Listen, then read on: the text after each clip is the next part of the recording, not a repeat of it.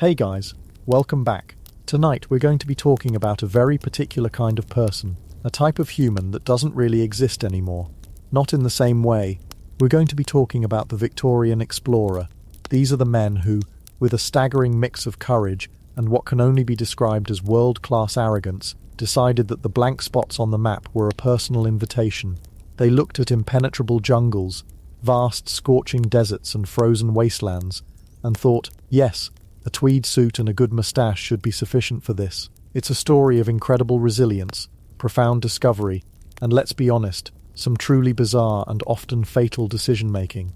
Before we venture into the mosquito-infested unknown, if you enjoy these quiet journeys into the past, I'd be so grateful if you'd consider liking the video and subscribing to the channel. It's a small thing, but it helps this little corner of the internet grow. And as always, I love to know where you're listening from. It's just wonderful to imagine this quiet community, scattered all across the globe, all settling in for the night. So now is the time. Find that perfect spot. Dim the lights. Maybe pull a blanket up just a little higher. Let the noise of the day begin to fade away. And allow yourself to just settle. Let's leave our world behind and travel back to a time of steam, certainty, and spectacular sideburns. Chapter 1. The Imperial Crucible. Forging the Victorian Explorer. Let's begin, not with a person, but with an idea born from staring at a map. In our modern world, the map is a solved problem. We have satellites, we have GPS, we can zoom in on our own house from space, a trick that would have been seen as pure, undiluted witchcraft in the 19th century. For us, the world is fully rendered. There are no more dragons at the edges, no more vast continents marked simply terra incognita, unknown land. But for a man in Victorian London, the map was an invitation. It was a challenge. Those great white patches, particularly over the interior of Africa, the heart of South America, or the polar ice caps, were not just absences of information. They were voids of possibility. They were a kind of psychological vacuum, and the Victorian ego, more than any other, abhorred a vacuum. To the ambitious, the pious, the greedy, or the just plain bored, these blank spaces whispered a promise of fame, of fortune, of souls to be saved, or of a glorious death that would be written about in the papers back home. This was the age of the full-colour map, hung in schoolrooms and studies across Britain, with vast swathes of it painted a triumphant, possessive pink. This is ours, the map seemed to say, and those other bits, well, we just haven't gotten round to them yet. This wasn't just geography, it was a national to-do list. To understand the person who would voluntarily sign up for this, you have to understand the world that forged him. And that world was, first and foremost, the British Empire, at its absolute bewildering peak. By the mid-19th century, Britain was not just a world power, it was in many ways the world power. It was the undisputed master of the seas, the workshop of the world, and the governor of roughly a quarter of the planet's landmass and population. This created a very peculiar national psyche. There was an unshakable, almost religious belief in British superiority. It was a conviction that British engineering, British law, British religion, and even British manners were the self-evident peak of human civilization. This wasn't just jingoistic bragging. It was taught in schools, preached from pulpits, and reinforced in every newspaper. The average well-to-do Victorian man was raised on a steady diet of stories about British heroes conquering foreign lands and bringing, as they saw it, light into the darkness. The rest of the world wasn't really a collection of other cultures and civilizations. It was a sort of global kindergarten, waiting for the firm but fair hand of a British headmaster. This mindset is crucial. It's what allowed a man to march into a kingdom that had existed for 1,000 years, and with a straight face declare it undiscovered because he had just arrived. It was a level of self-confidence so profound it bordered on a superpower. The idea that local people might not want to be civilized, or that their own way of life had any intrinsic value, was for many a genuinely confusing and novel concept. They weren't necessarily all monsters, though some certainly were, but they were products of a system that had given them a supreme and often fatal sense of entitlement. But this grand imperial project needed more than just self-belief. It needed a mission statement, a justification, and the Victorians, being a deeply moralizing people, had several. This is what we might call the ideological cocktail that powered the explorer. First, you had the potent ingredient of scientific rationalism. This was the age of Charles Darwin, of classification, of measuring and cataloguing the entire natural world. The The scientific impulse was to leave no stone unturned, no species unnamed, no river uncharted. Men of science, gentlemen naturalists, believed it was their duty to complete the great encyclopedia of planet Earth. They would venture into the most hostile environments imaginable, not for gold, but for a new species of beetle, a previously unknown orchid, or the precise altitude of a mountain. They would risk death by 1,000 different tropical diseases, just to be the first to document the life cycle of a particular kind of fly. This quest for knowledge was noble, but it was also a form of conquest. To name something, to classify it, is to possess it intellectually. The butterflies of the Congo were pinned and stored in mahogany drawers in London. The flora of the Amazon were pressed and dried in the archives at Kew Gardens. The world was being collected. Pouring into this same cocktail shaker was the fizz of fervent religious evangelism. For every explorer seeking a new beetle, there was another seeking a soul to save. The missionary impulse was a powerful force, driven by a genuine belief that they were bringing the word of God and the promise of eternal salvation to people lost in darkness. The most famous explorer of the age, David Livingstone, was first and foremost a missionary. His motto was Christianity, commerce and civilization, a three-pronged approach he believed would lift Africa out of slavery and paganism. These men and women endured unimaginable hardship, loneliness and danger, driven by a faith that is hard for many of us to comprehend today. Of course, this spiritual mission was hopelessly entangled with cultural imperialism. Bringing Christianity often meant dismantling local belief systems, traditions and social structures that had worked for centuries. The Bible often arrived in the same shipping container as the rifle and the ledger book. And that brings us to the third, and perhaps most honest ingredient: raw commercial greed. The empire, for all its talk of civilization and God, ran on money. The Industrial Revolution had created a ravenous hunger for raw materials: cotton, rubber, timber, tin, diamonds, ivory. Explorers were often the advanced scouts for big business. Their expeditions, which sounded so noble in the papers, were often prospecting missions.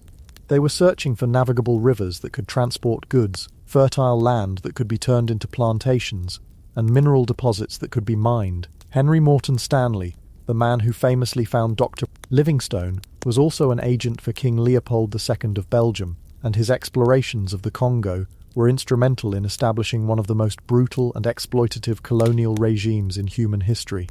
The quest for geographical knowledge and the quest for profit were often one and the same. So you have this potent, intoxicating mixture: a belief in national destiny, a thirst for scientific knowledge, a fervent desire to spread the Christian faith, and a deep-seated hunger for wealth. It was a combination that could justify almost any action, excuse any hardship, and propel men towards any danger.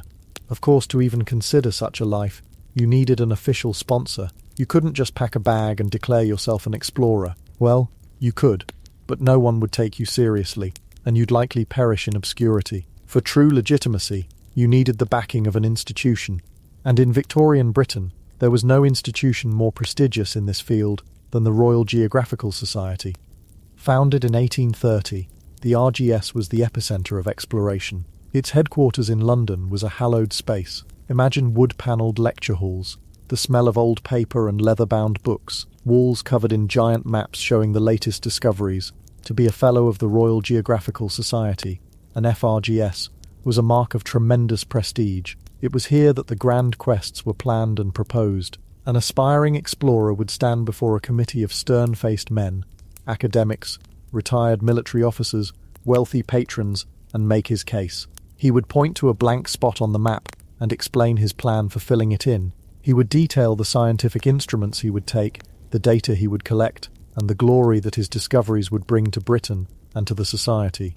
If the society was impressed, it would grant its blessing, which was far more than a symbolic gesture.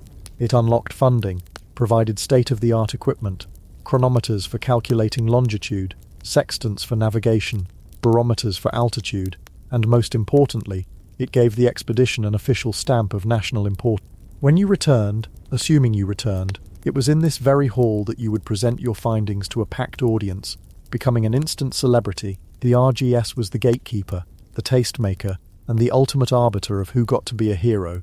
It was the original social network for the adventuring elite, where your likes were measured in miles of charted river, and your shares were tales of near-death experiences that would be breathlessly reprinted in the Times. But all the ambition, ideology, and institutional support in the world would be useless without the practical means to actually get there and survive. And this is where the other great engine of the Victorian age comes in, the Industrial Revolution. It was the nuts and bolts, the hard technology that turned impossible dreams into logistical, if still nightmarishly dangerous, realities.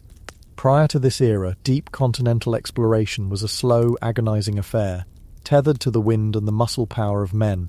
But the 19th century unleashed a torrent of innovation that fundamentally changed the game. The most important of these was the steamship. Suddenly, you were no longer at the mercy of the trade winds or the unpredictable currents of a river. A shallow draft, wood-burning paddle steamer could push relentlessly upstream against the current, carrying tons of supplies and men deep into the interior of a continent. It was a noisy, smoke-belching, alien intrusion into ancient landscapes. It was the sound of the industrial world announcing its arrival, a mechanical heartbeat thumping its way up the arteries of the Amazon or the Niger. The steamship didn't just make travel faster, it projected power. It was a floating fortress and a mobile warehouse, a piece of industrial London chugging through the jungle. Once on land, the railway began to do the same work, stitching together vast territories with lines of iron. Railways could move troops, administrators and goods with unprecedented speed and efficiency, solidifying control over areas that had once been weeks of hard travel away from the coast. The explorer of the late Victorian era might begin his journey not with a grueling month-long trek, but with a surprisingly comfortable, if rather dusty, train ride into the interior. And then there was the weaponry. The mid-century percussion cap rifle was already a huge advantage over spears and older firearms. But by the end of the era, you had the bolt-action rifle, the revolver, and most terrifyingly, the Maxim gun. The first truly automatic machine gun, the Maxim could fire 600 rounds a minute. It wasn't a tool of exploration, it was a tool of subjugation. It created a technological gap so vast that a tiny handful of explorers or soldiers could dominate vastly larger local forces. The British politician Hilaire Belloc would later summarize the reality of colonial expansion with the chilling couplet, "Whatever happens, we have got flash the Maxim gun, and they have not." This firepower bred a sense of invincibility, a confidence that any trouble with the locals could be swiftly and decisively resolved. But perhaps the most transformative technologies were the quiet, less dramatic ones. The ones that fought the invisible enemies. One of the greatest killers of explorers wasn't hostile tribes or wild animals. It was disease. Malaria, in particular, was the scourge of the tropics, the white man's graveyard. For centuries, it had kept Europeans largely confined to the coasts of Africa. The breakthrough was the discovery and mass production of quinine. Derived from the bark of the cinchona tree, this bitter substance was a prophylactic against malaria. Taking a daily dose of quinine, often mixed with gin and tonic water to make it more palatable, and thus inventing the classic G&T, meant that a European could now survive for extended periods in regions that had previously meant almost certain death. It was a medical miracle that opened up entire continents. And finally, there was the humble, unglamorous revolution in food preservation, the tin can. The ability to seal food in airtight metal containers meant that explorers could carry rations that would last for months or even years without spoiling. No longer were they entirely dependent on their ability to hunt, forage, or trade for food. They could carry a taste of home, a little piece of industrial Britain, with them into the wilderness. Now the contents of these early cans were often grim. The infamous canned mutton was a particular source of misery for many expeditions. It was a greasy, boiled, often flavourless substance that became monotonous to the point of psychological torture. But it was calories. It was survival, hermetically sealed. An explorer deep in the Sudan could dine on beef, canned in a London factory months earlier. It was a small, greasy but potent symbol of the global reach of their industrial civilization. So we have the mindset, the mission, and the machines. But what about the man himself? What kind of person was produced by this unique confluence of forces? He wasn't born in a vacuum. He was manufactured, quite deliberately, by the British class structure and its formidable educational system. The vast majority of famous Victorian explorers came from the upper and middle classes. They were the sons of clergymen, military officers, country squires, and wealthy industrialists. They grew up in a world of comfort and privilege, but also one of immense pressure and expectation, and their characters were forged in the chilly, unforgiving crucible of the British public school. Institutions like Eton, Harrow, and Rugby were not designed to create sensitive, well-rounded individuals. They were designed to produce rulers of empire. The curriculum was heavy on classics, Latin and Greek, which was believed to instill intellectual rigor and a connection to the great empires of the past, but the real lessons were learned outside the classroom. Life in these boarding schools was a Spartan existence of cold baths, bland food, and a rigid, often brutal social hierarchy. Boys were taught to suppress their emotions, to endure pain without complaint, and to prize duty and loyalty above all else. This was the famous stiff upper lip. It was an emotional armor, a trained inability to show weakness, fear, or even excessive enthusiasm. Team sports, particularly rugby and cricket, were seen as essential training for life. They taught teamwork, aggression within a set of rules, and how to win graciously and, more importantly, lose without collapsing. The phrase "the Battle of Waterloo was won on the playing fields of Eton" captures this belief perfectly. The idea was that the same qualities that made a good rugby captain, leadership, resilience, a certain amount of strategic ruthlessness, would also make a good district commissioner in India or a leader of an expedition into uncharted territory.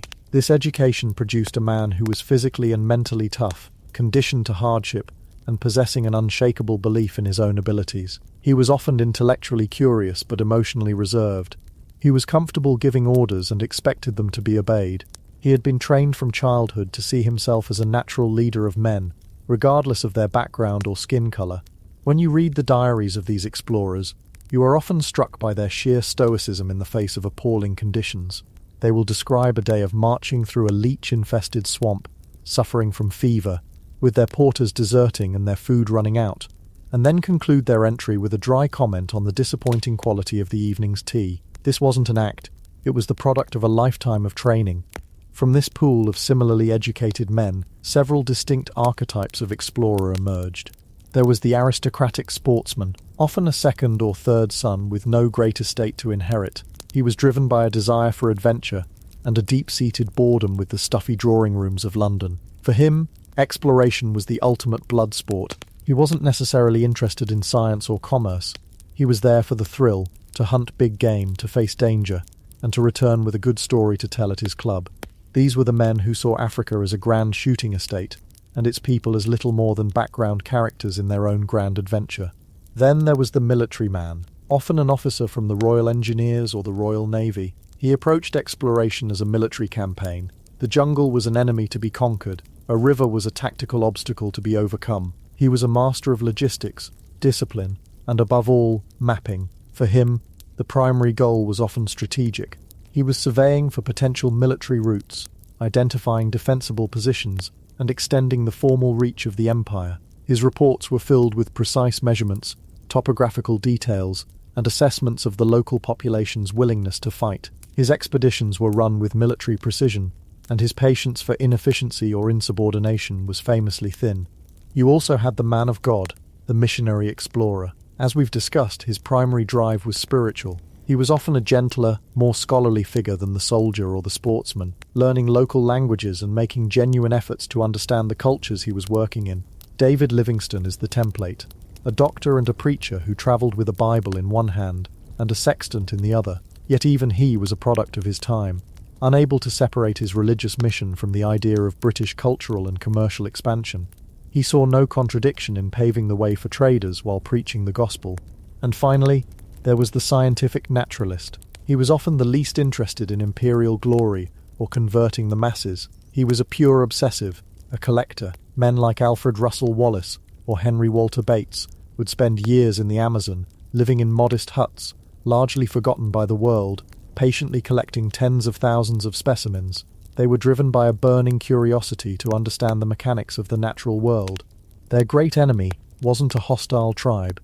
It was a rainstorm that might ruin their dried insect collection. They endured the same hardships as the other explorers, but for a different purpose, to contribute a small, perfect piece to the grand puzzle of life on Earth. Wallace, while collecting birds of paradise in the Malay archipelago, independently conceived of the theory of evolution by natural selection, a testament to the profound intellectual work that could be done in the most remote corners of the world. Of course, these are just archetypes. Most explorers were a complex blend of them all. A military man might also be a passionate amateur botanist. A missionary might be a brilliant linguist and geographer. A nobleman might make genuinely important scientific discoveries, but they all shared a common foundation. They were all forged in the same imperial crucible. They were all products of a society that believed itself to be the pinnacle of creation and saw the rest of the world as a vast, untidy frontier waiting to be mapped, catalogued, converted, and tamed. They were confident, courageous, and deeply, profoundly certain, and it was this certainty that would lead them to perform acts of incredible endurance, to make discoveries that would change the world, and to commit blunders and atrocities that would leave deep and lasting scars. They were the tip of the imperial spear, the advance party of a globalizing world, and as we will see, the personal cost of that role, paid in flesh, blood, and sanity, was often beyond measure. The world they stepped into was not empty. It was not waiting for them, and it would test their ironclad Victorian certainty, until in many cases it shattered completely. Chapter 2. The White Nile's Phantom, the Agony of a River's Source. And perhaps no single obsession tested that certainty, or exacted a higher price than the quest for a single, simple answer. Where does the Nile begin? For centuries it was the planet's greatest geographical mystery, the sacred secret.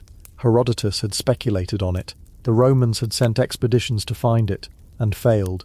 It was a blank spot on the map that taunted the ego of an empire that believed it was charting, naming, and owning the entire world. To the men of the Royal Geographical Society in London, sitting in their warm, wood-panelled rooms, that blank spot was an intellectual affront, an itch that had to be scratched. It wasn't just about finding a lake or a river. It was about conquering a primordial question, about imposing order on the last great chaotic void in their knowledge of the world. And so they would send their best, their brightest, their most difficult and damaged men to solve it for them. They would fund expeditions with the serene confidence of men who would never have to feel the bite of a tsetse fly or the burning delirium of malaria themselves. The world they were sending these men into was, to the Victorian mind, simply darkest Africa, a term that dripped with condescension, but also with a kind of primal fear. It was a place of myth and rumour, of monstrous beasts and cannibal kings. In reality, it was a tapestry of ancient kingdoms, complex trade routes, and deeply sophisticated societies that had existed for centuries. It was a world that had its own rules, its own economies, and its own deeply entrenched politics. The explorers, with their pocket Bibles, their sextants, and their overwhelming sense of self-importance, were about to blunder into the middle of it all, assuming they were the main characters in a story that had been going on long before they arrived. They saw themselves as heroes on a quest. The local rulers, quite reasonably, saw them as heavily armed, strangely dressed, and deeply unpredictable strangers who were probably best relieved of their goods and sent on their way if they couldn't be used for some political advantage first. Our story, this agonizing multi-generational drama, really begins with two men who could not have been more different and who were destined to become the most bitter rivals in the history of exploration. Imagine a cage match, but for geography, and you're getting close. In one corner, you have Richard Francis Burton. And Burton was a phenomenon. He was a polymath, a genuine genius. He spoke dozens of languages and dialects, so many that he probably lost count himself. He was a brilliant writer, a master swordsman, a spy, and a man who had successfully disguised himself as a pilgrim to enter the forbidden city of Mecca, a feat that made him a superstar. He was also scandalous. He was fascinated by cultures, particularly their forbidden aspects. He studied and wrote about subjects that made Victorian society clutch its pearls and reach for the smelling salts. He was arrogant, pugnacious, and had a contempt for authority that had torpedoed his military career more than once. To Burton, the source of the Nile was the ultimate intellectual prize, a puzzle worthy of his magnificent brain. And in the other corner, you have John Hanning Speke. Speke was in many ways Burton's opposite. Where Burton was a scholar, Speke was a hunter. He had spent years in India and Tibet, not studying languages, but methodically shooting every animal he could find and mapping the terrain. He was tall, blonde, and handsome in a conventional way, but he was also stubborn, single-minded, and possessed an almost breathtaking lack of intellectual curiosity. He wasn't interested in the cultures he passed through. They were merely obstacles.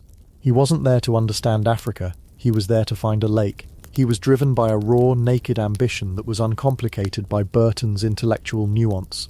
He wanted to be the one, the man who solved the riddle, the perfect subordinate for Burton. Everyone thought, a strong, practical man to complement the difficult genius. It was a pairing that seemed perfect on paper and would prove to be an absolute soul-destroying catastrophe in practice.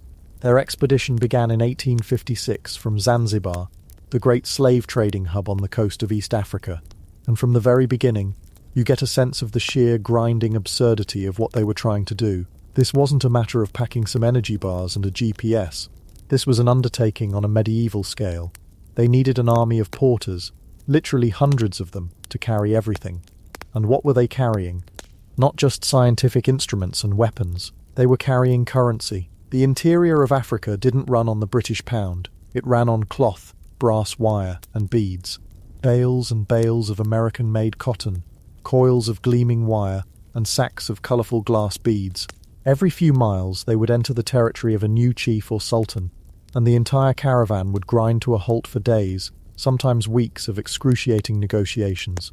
This was the system of hongo, or tribute. It was, essentially, a road tax. To the explorers, it felt like extortion. To the local rulers, it was just business. You have a large armed party wanting to use our roads, drink our water, and potentially cause trouble. You will pay for the privilege. Burton, with his linguistic skills, would sit for hours, haggling over the precise number of cloth bales required for passage. It was a slow, infuriating process that drove the impatient Speak to the point of madness.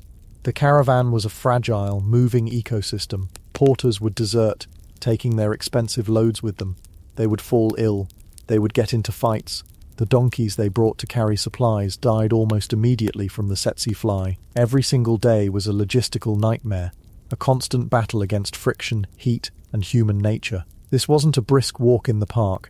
This was like trying to manage a slow-motion corporate merger in the middle of a swamp, with the constant threat of a hostile takeover. And then there was the sickness. It's hard for us in our world of antibiotics and vaccines to truly comprehend what they faced. Disease wasn't a risk, it was a certainty. It was the third member of the expedition, a constant, malevolent companion. Malaria, which they called the fever, was ever present. It would strike without warning, plunging them into days of violent, shivering fits followed by periods of burning, drenching fever. It left them weak, disoriented, and hollowed out. Quinine helped, but it was a brutal medicine in itself, causing deafness and disorientation. They were also plagued by dysentery, a miserable and debilitating affliction. But the worst came later, as they pushed deeper into the continent. Burton was struck by an infection that paralysed his limbs and his tongue. For weeks he could not walk or speak, and had to be carried in a hammock, a helpless passenger in his own expedition, his brilliant mind trapped inside a useless body. Speak, for his part, went temporarily blind from ophthalmia, a painful inflammation of the eyes. Imagine trudging through the relentless African sun, unable to see, being led by the hand like a child. But nature wasn't done with him. One night, a beetle, a particularly determined specimen, crawled into his ear. Speak tried to dig it out with his knife, which is generally not the recommended medical procedure. The beetle, understandably panicked, burrowed deeper.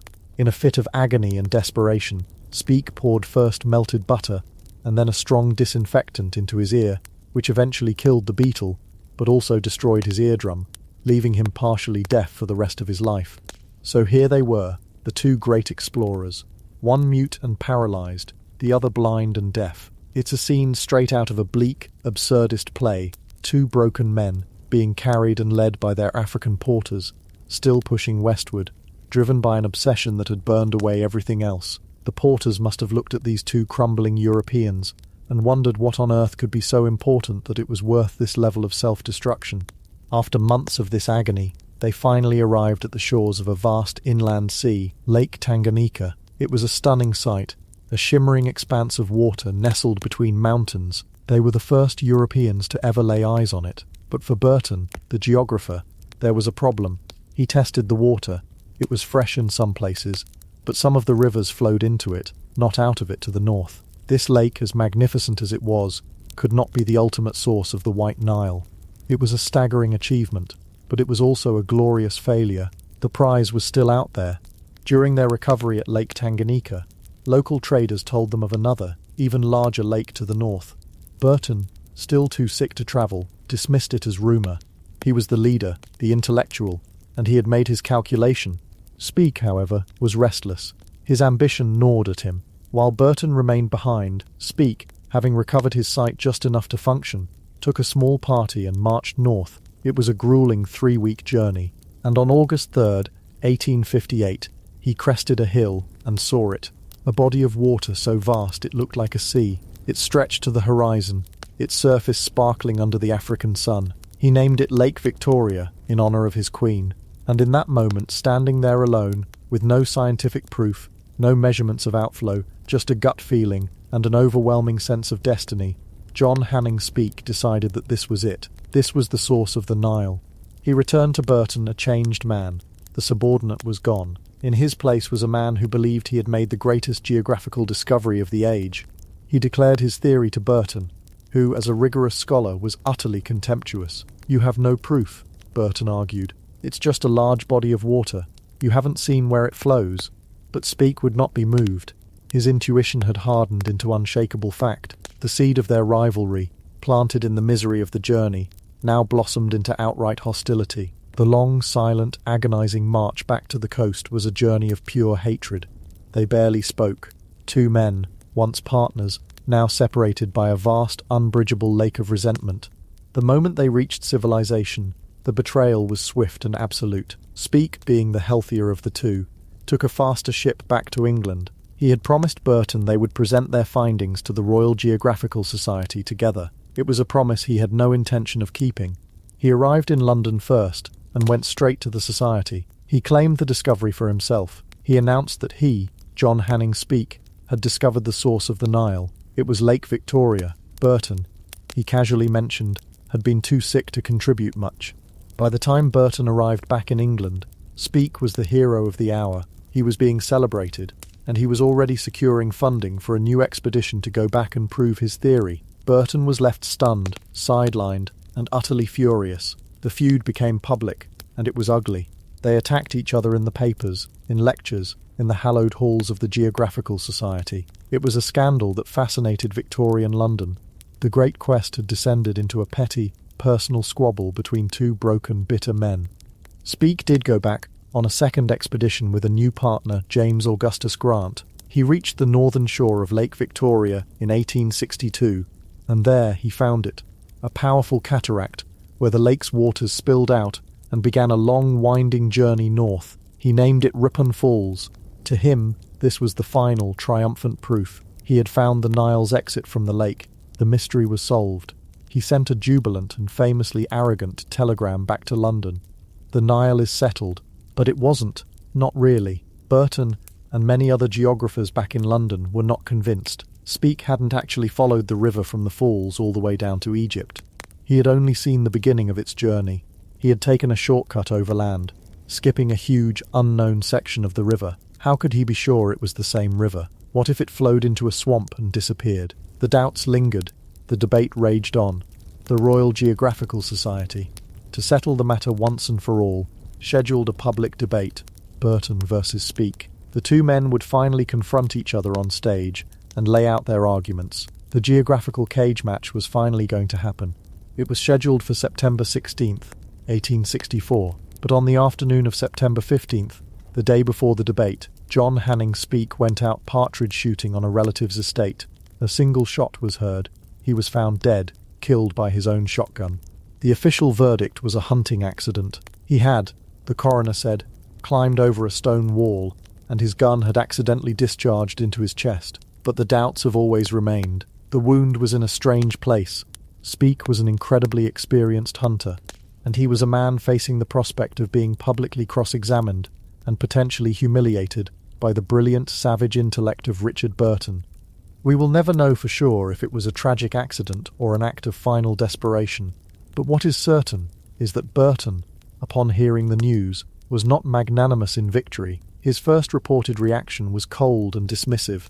The great feud ended not with a resolution, but with a gunshot in an English field, leaving the greatest mystery in geography still hanging, unresolved in the air. And while London was consumed by this drama, another man was already wandering the continent's interior, a man whose name was becoming a legend, Dr. David Livingstone. Livingstone was a different kind of explorer. He wasn't funded by the Geographical Society to solve a single riddle. He was a missionary, driven by what he called the 3 C's: Christianity, commerce, and civilization. His primary goal, at least publicly, was to open up Africa to the world in order to destroy the horrific Arab slave trade that was devastating the interior. He was a genuine celebrity, a working-class Scottish boy who had become a national hero. He had crossed the Kalahari Desert. He had been the first European to see the magnificent waterfall he named Victoria Falls. He was stoic, incredibly resilient, and viewed by the British public as a kind of saint. But he was also, in his own way, just as obsessed as Burton and Speke. He had his own theories about the Nile. He didn't believe Speke. He thought the true source lay much further south, perhaps connected to a series of lakes and rivers he had been exploring for years. And so, in 1866, he set off on his final journey, a quest to find the Nile's true fountains, and in the process, continue his crusade against slavery. He disappeared into the interior of Africa, and for the next 5 years, the world heard almost nothing from him. Letters would trickle out occasionally, carried for months by traders, arriving in London yellowed and dated. The hero had vanished. The public grew worried. Was he alive? Was he dead? Had he been captured? The legend of the lost Dr. Livingstone grew with every passing year of silence. This is where our fourth and final major player enters the stage, and he is perhaps the most ruthless and complicated of them all. Henry Morton Stanley. Stanley was not a gentleman explorer. He was a Welsh-born illegitimate child who had been raised in a brutal workhouse, emigrated to America, fought on both sides of the Civil War, and clawed his way up to become a star journalist for the New York Herald. He was ambitious, deeply insecure, and possessed a will of pure, unadulterated iron. He was a man who got things done, and he did not care about the human cost. His editor, James Gordon Bennett Jr., summoned him to Paris and gave him a now legendary assignment, one of the greatest journalistic stunts in history: find Livingstone.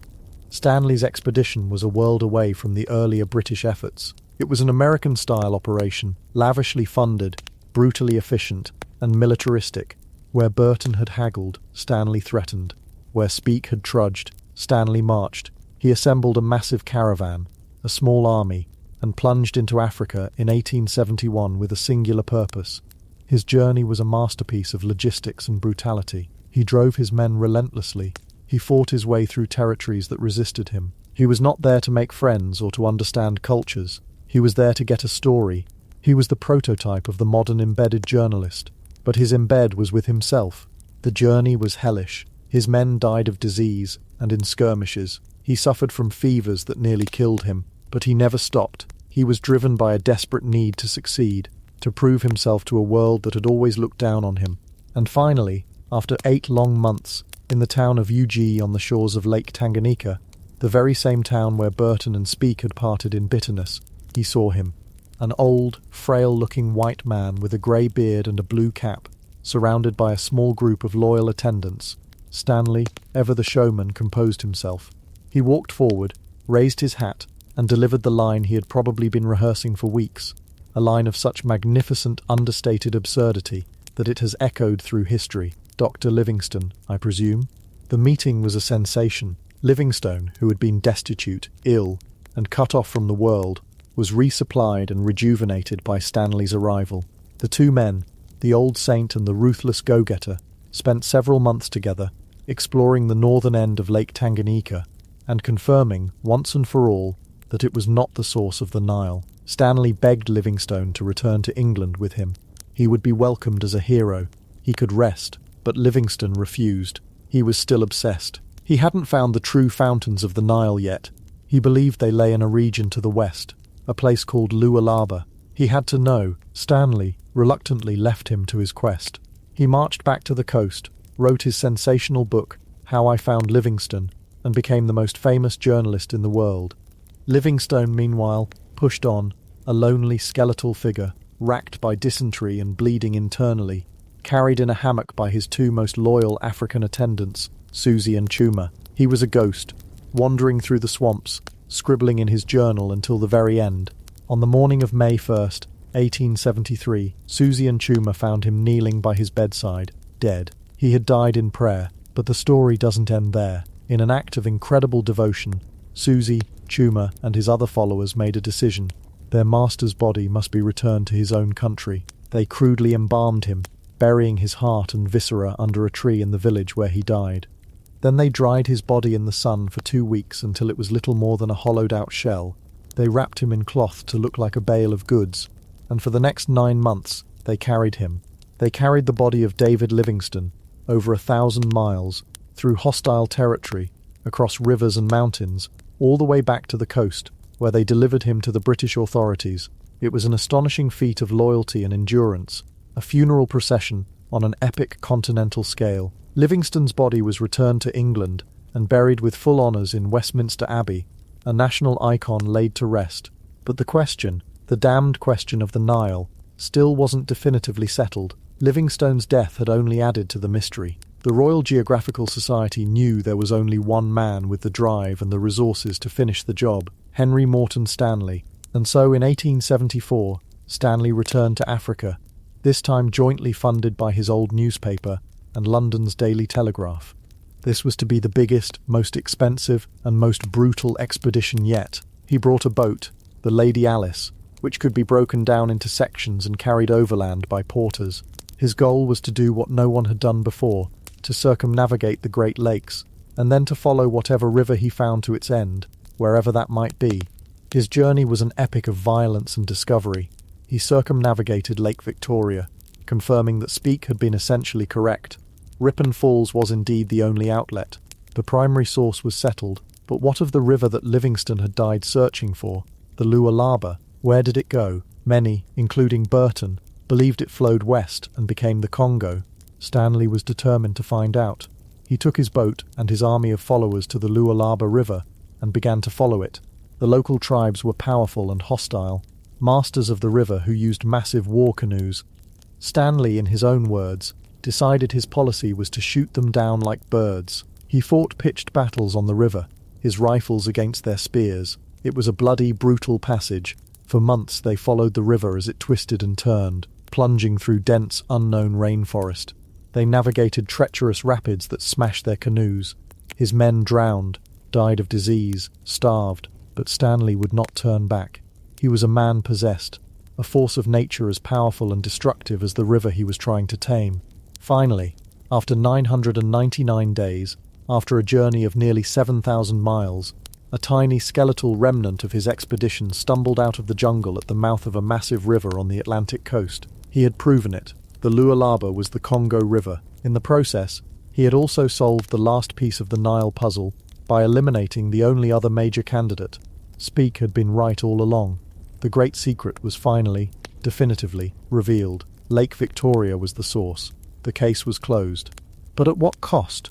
Of the 356 people who began the expedition with Stanley, only 114 survived. He had charted vast new territories, but he had also left a trail of death and violence across the continent. He was celebrated in Europe as the man who had completed the work of Livingstone, but his methods were condemned by many. The age of the lone, heroic explorer was over. Stanley had replaced it with something far more modern and far more terrifying: industrial-scale, militarized exploration. His journeys paved the way not for the end of the slave trade, as Livingstone had dreamed, but for the scramble for Africa, for King Leopold's brutal regime in the Congo, and for the era of colonial exploitation. The search for the Nile's source is a story of incredible courage and endurance. It is a story of men who pushed the limits of human possibility, who suffered unimaginable hardships in the pursuit of a single idea, but it's also a story of monumental ego, of bitter jealousy, of arrogance, and of the profound, often tragic consequences of worlds colliding. Richard Burton would go on to have a long and storied career as a diplomat and a writer, translating works like The Arabian Nights and the Kama Sutra. Always brilliant, always controversial, but he would forever be haunted by the ghost of John Hanning Speke and the prize that was stolen from him. The mystery that had captivated the world for millennia was solved not in a single moment of triumph, but in a messy, tragic 30-year saga of human frailty and obsession. The blank spot on the map was filled in, but the lines were drawn in blood, sweat and tears, and the cost paid by everyone involved, explorers and Africans alike, was immeasurable. The river which had kept it secret for so long had demanded a heavy price for revealing it, and now, at least for tonight, that story is settled. Chapter 3. The Frozen Coffin. Hubris and Horror in the Arctic. But what happens when the blank space on the map isn't a burning desert or a tangled jungle, but a landscape of absolute crushing cold. What happens when the great adversary isn't a rival kingdom or a treacherous river, but a silence so profound it seems to swallow sound itself? The Victorian age, for all its steam and steel, for all its unshakable belief in its own destiny, had one last great terrestrial puzzle it was determined to solve, an obsession that had lingered for centuries, a ghost that haunted the atlases of every maritime nation, the Northwest Passage. For hundreds of years, it was the stuff of legend, a theoretical shortcut, a sea route that could snake through the labyrinth of islands and ice flows at the very top of the world, connecting the Atlantic to the Pacific. To find it and chart it would be to conquer the planet's final frontier, a triumph of navigation and national pride that would dwarf all others. The Spanish had searched for it, the French had searched for it, but by the mid-19th century, the British Empire, at the absolute zenith of its power, decided it was time to stop searching and simply go take it. This wasn't going to be another fumbling attempt. This was going to be a statement. The British Admiralty, the most powerful and technologically advanced naval organisation on Earth, viewed the Arctic not with fear, but with a kind of paternalistic arrogance. It was a problem to be solved, an unruly child to be disciplined with iron and steam. They had the best maps, the best sailors, the best ships. Nature, they felt, would surely see reason when faced with such overwhelming evidence of British superiority. And so, in 1845, they assembled what was, without exaggeration, the most lavishly equipped, technologically sophisticated, and experienced polar expedition in human history. It was the Victorian equivalent of the Apollo program, a mission so well-funded and so seemingly foolproof that its failure was literally unthinkable. At its head was a man who seemed to embody the steady, reliable, if slightly uninspired hand of the Empire, Sir John Franklin. He was 59 years old, a veteran of Trafalgar, a former colonial governor. He wasn't a firebrand or a brilliant innovator, but he was a safe pair of hands, a company man, and he was given two of the finest ships in the Royal Navy, HMS Erebus and HMS Terror. Even their names seemed to drip with Gothic premonition, but at the time they were symbols of invincibility. These weren't just wooden sailing ships, they were bomb vessels, built with massively reinforced hulls designed to withstand the recoil of giant mortars. If they could handle that, surely they could handle a bit of ice. But the Admiralty left nothing to chance. They were retrofitted with every modern convenience imaginable. They had steam engines taken from railway locomotives, powerful enough to churn their custom-designed screw propellers and push them through the ice at a steady 4 knots. Forget being at the mercy of the wind. These ships could make their own way. They had internal steam heating systems, a network of ducts and pipes to circulate warm air through the cabins and keep the damp, bone-aching chill at bay. Forget shivering in your bunk. This was to be a civilized journey. They had state-of-the-art water distillers, capable of making fresh water from the sea, freeing them from the constant need to stop and harvest ice. And they were packed to the rafters with provisions for a 3-year journey. 3 years. The sheer volume is difficult to comprehend. We're talking about over 136,000 pounds of flour, 30,000 pounds of salted beef and pork, thousands of gallons of spirits, and most crucially, the technological marvel that was supposed to make it all possible, over 8,000 tins of canned food, preserved meats, soups and vegetables, sealed in iron canisters. This was the game changer. Scurvy, the ancient scourge of sailors, was to be a thing of the past.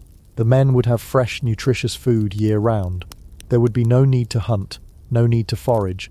They were carrying a portable bubble of British civilization with them into the wild. They even brought a library of over 1,200 books, a hand-cranked organ, and the officers' fine silver cutlery, complete with their family crests.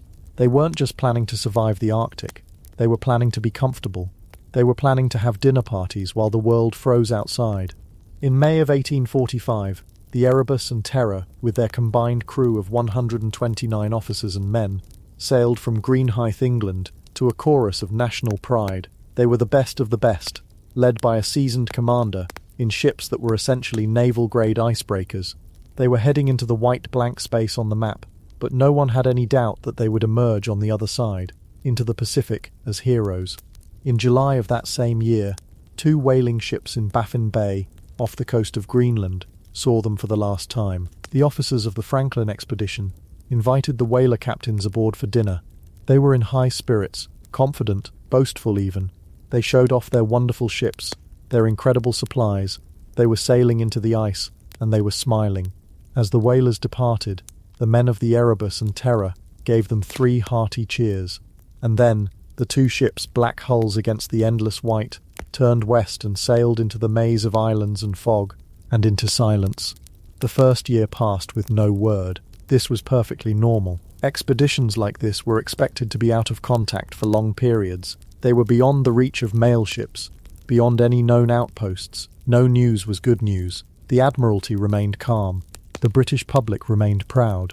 The second year passed. Still, nothing. A few murmurs of concern began to ripple through the press, and in the drawing rooms of London. Franklin's wife, Lady Jane Franklin, a woman of formidable intelligence and iron will, began to write letters to the Admiralty. Her tone was polite but insistent. Perhaps it was time to start thinking about a relief mission. The Admiralty, in its infinite wisdom, politely told her not to worry. Sir John was a professional. The ships were unsinkable. The supplies were ample. They were fine. The third year passed, 1848. The silence was now deafening. It was no longer a quiet confidence, but a deep, gnawing void. The expedition was supposed to have been resupplied, or have emerged into the Pacific by now. Panic began to set in. The most famous, most expensive, most advanced polar expedition in history had vanished off the face of the earth. It was as if 2 ships and 129 souls had simply been erased from existence. What followed was one of the largest and most desperate search and rescue operations in human history. A frantic, multi-decade scramble that would ultimately cost more lives and more ships than the original expedition itself. The British government, spurred on by the relentless, brilliant campaigning of Lady Jane Franklin, who became a national hero in her own right, threw the full might of the Royal Navy into the search. They offered a staggering reward, £20,000, a fortune at the time to anyone of any nation who could bring back news of Franklin and his men. That prize money lit a fire under the world's adventurers. American shipping magnates, grizzled Scottish whalers, ambitious young naval officers. They all threw themselves at the Arctic. Dozens of ships sailed north, each with a different theory, each probing a different channel in that vast white labyrinth. It was a chaotic, heroic, and often tragic spectacle. Ships were crushed by the ice. Men starved. Rescue missions had to be rescued themselves. And for years they found absolutely nothing. Not a spar of wood, not a shred of sailcloth, not a single footprint. It was as if the Arctic had swallowed them whole. They searched with the wrong mindset. They sailed their huge, unwieldy ships into the channels, looking for other huge ships. They expected to find the Erebus and Terror, either safely anchored in some hidden bay or smashed to pieces on a rocky shore. They were looking for a naval disaster. They weren't looking for a human one. They also carried with them their ingrained Imperial prejudice. Along the coastlines they searched. They encountered the Inuit, the people who had lived in this environment for millennia. The Inuit had seen things. They had stories. They tried to tell the searchers what they knew. They spoke of 2 large ships trapped in the ice. They spoke of white men walking south, thin and desperate. They used hand gestures to describe the men's strange actions, their gaunt faces. The British officers, for the most part, dismissed these accounts. They were considered the unreliable tales of savages, confusing and not to be trusted. They wanted hard evidence, a logbook, a ship's bell, something they could understand. They didn't realize the truth was being offered to them in a language they refused to learn. Then, in 1850, the first hint, searchers stumbled upon a desolate place called Beechy Island, and there they found the expedition's first winter camp. It was an eerie, frozen scene. They found the remains of a storehouse, a laundry, a blacksmith's forge. They found stacks of empty food tins, hundreds and hundreds of them, piled neatly. And they found 3 graves, 3 headstones, stark against the snow, bearing the names of 3 young sailors who had died during that first winter of 1845 to 46. But there was no note, no message, no indication of where Franklin had planned to go next. The scene was orderly, almost mundane. It spoke of a routine winter, not a disaster. If anything, it deepened the mystery. They had been here, they had been fine, and then they had sailed on to where? The real breakthrough, the one that cracked the whole horrible story open, didn't come from the Royal Navy. It came from a man who understood the Arctic on its own terms. His name was Dr. John Rae, a tough, pragmatic Scottish doctor working for the Hudson's Bay Company. Rae was the antithesis of a naval officer. He didn't command a massive ship. He travelled overland with a small team using Inuit techniques. He wore furs, not wool. He slept in snow houses, not cabins. He ate what the land provided. And most importantly, he listened to the Inuit. He respected them, traded with them, and treated their stories as valuable intelligence. In the spring of 1854, while surveying a stretch of coastline far to the south of where the main search was concentrated, Ray met a group of Inuit near a place called Pelly Bay. They had a story to tell. A few years earlier, they said, a large group of Kablunas, white men, had been seen walking south, dragging a large sledge with them. The men were starving. They looked sick. Their mouths were black. They pointed in the direction from which the men had come. Later that season, the Inuit said they had found their bodies, 30 of them on the mainland, and 5 more on a nearby island. The Inuit didn't just have a story, they had proof. They started bringing out items they had found at the death camp: a silver fork, a spoon, a small silver plate, a star-shaped medal. Ray looked closely at the silverware. Engraved on it were the family crests and initials of the officers of the Franklin expedition. One fork belonged to Sir John Franklin himself. Ray, a careful, methodical man, pressed them for more details. What had happened to the men? How did they die? The Inuit told him, with a frankness that chilled him to the bone. Some of the bodies had been dismembered. There were human bones in the cooking pots. The starving white men, they explained, had resorted to the last, most desperate taboo of survival. They had been eating each other. John Ray knew what he had found. He meticulously purchased every relic he could and sailed back to England with the devastating news. The Franklin expedition was lost. The men were all dead.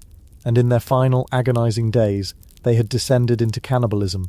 The reaction in Victorian England was not one of gratitude or relief. It was one of pure, unadulterated fury. But the fury was not directed at the Arctic, or at the cruel fate that had befallen their heroes. It was directed at Dr. John Ray, the establishment, the press, the public. They refused to believe it. It was an insult to the memory of these brave naval officers. It was a stain on the honour of the Royal Navy and the Empire itself. British sailors, champions of civilization, would never, ever stoop to such a barbaric act.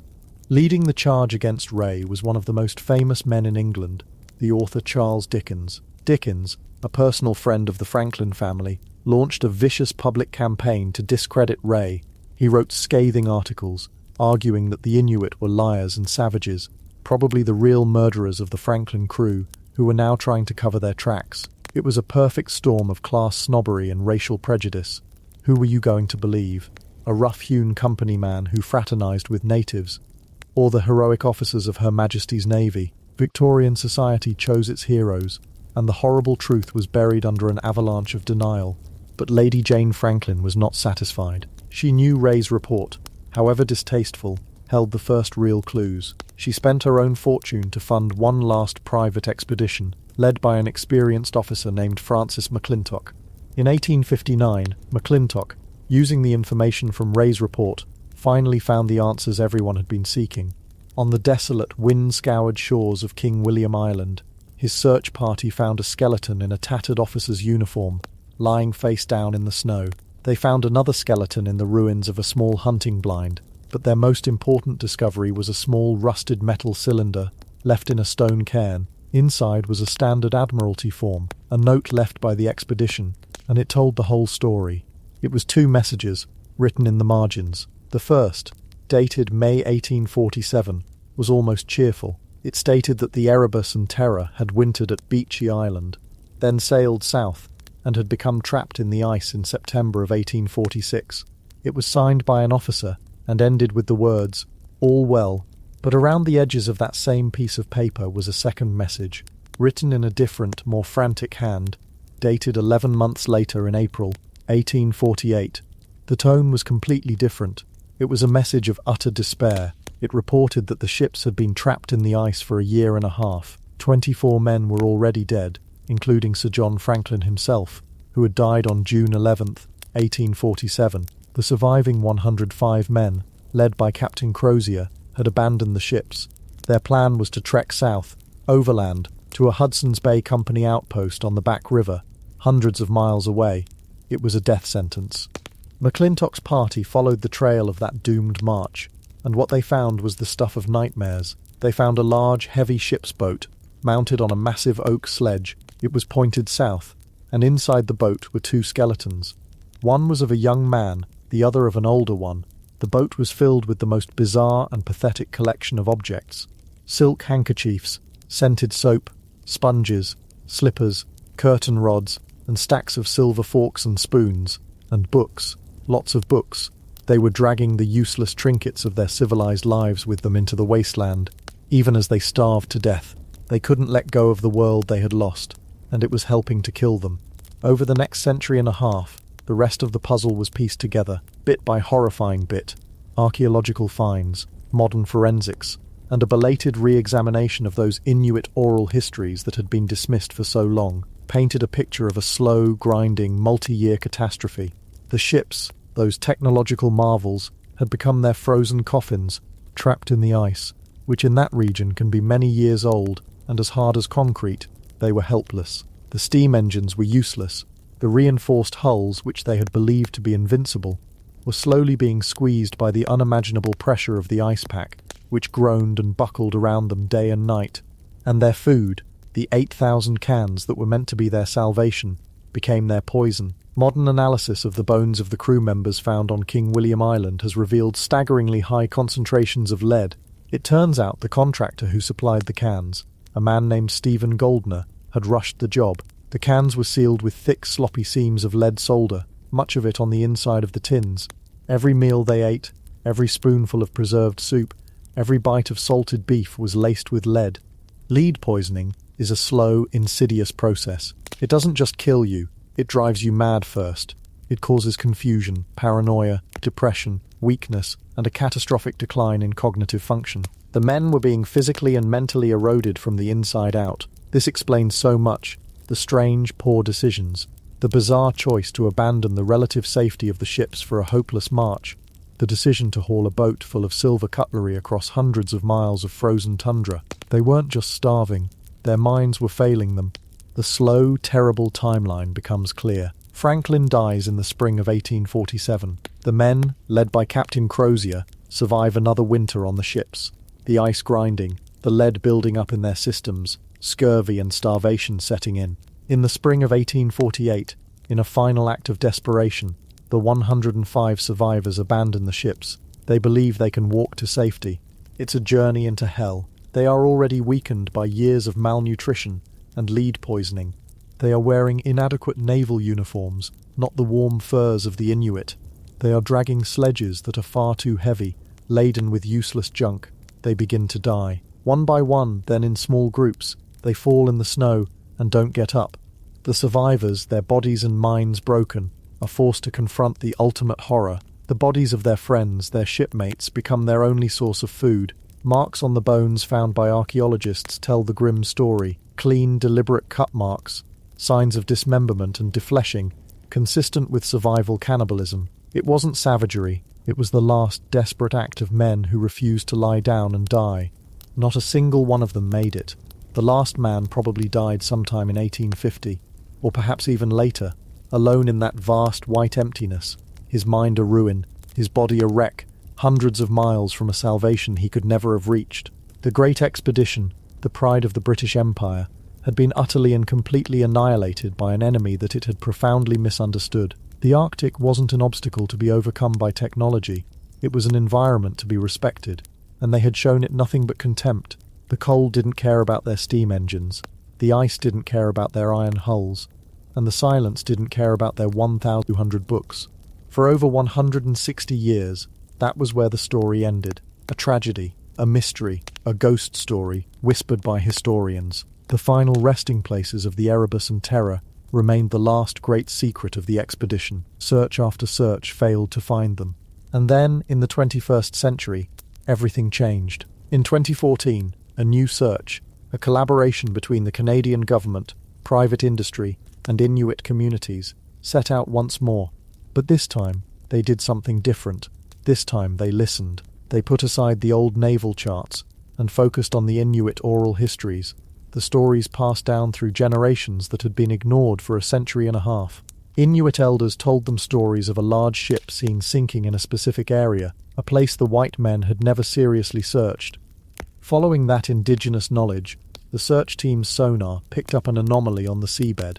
It was the HMS Erebus. She was sitting perfectly upright in just 11 meters of water, incredibly well preserved by the cold, dark sea. 2 years later, guided by another tip from an Inuit ranger who had spotted a piece of wood sticking through the ice years before, they found her sister ship, HMS Terror, also stunningly intact, in slightly deeper water. A ship that had been lost to the world for 170 years was found because one man remembered seeing something strange on his snowmobile commute. The underwater footage of the wrecks is breathtakingly eerie. They are ghost ships, frozen in time. Plates are still stacked in their shelves in the officers' mess. Bottles sit upright in storage rooms. The ship's wheel is still in place. You can peer through the windows into Captain Crozier's cabin and see his desk, his map cabinets, the bed where he slept, all slowly being consumed by sea life. They are not wrecks, they are underwater tombs, time capsules of a lost world, and silent monuments to one of the most hubristic and horrifying disasters in the long, strange history of exploration. The story of the Franklin expedition is a cautionary tale, a gothic horror story written across a frozen landscape. It's a story of the clash between technological arrogance and the raw, indifferent power of the natural world. It's a story of how an empire, blinded by its own sense of superiority, refused to listen to the people who knew the land best and paid a terrible price for its deafness. And it is a deeply human story of 129 men who sailed away from home with dreams of glory, only to find themselves trapped in a slow, grinding nightmare of ice, lead and starvation, a descent into a frozen hell from which there was no return. The Northwest Passage was eventually charted, but not by them.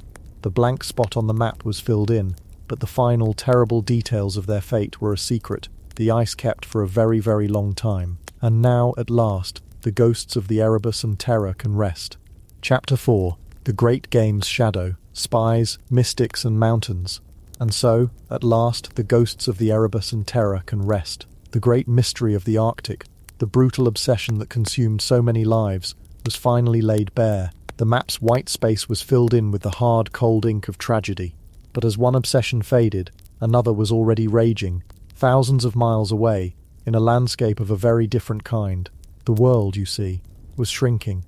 The quiet, unmapped places were becoming fewer and fewer, and the great empires of the 19th century viewed a blank space on a map, not as a mystery to be solved for the sake of knowledge, but as a vacuum to be filled before their rivals could. The great quest for the Northwest Passage had been a war against nature, a brutal fight against ice and cold, but now our story moves south, to the sun-scorched deserts and the dizzying, oxygen-starved heights of Central Asia, where the fight was not just against the landscape, but against another empire. We move from a frozen hell to a high-altitude chessboard.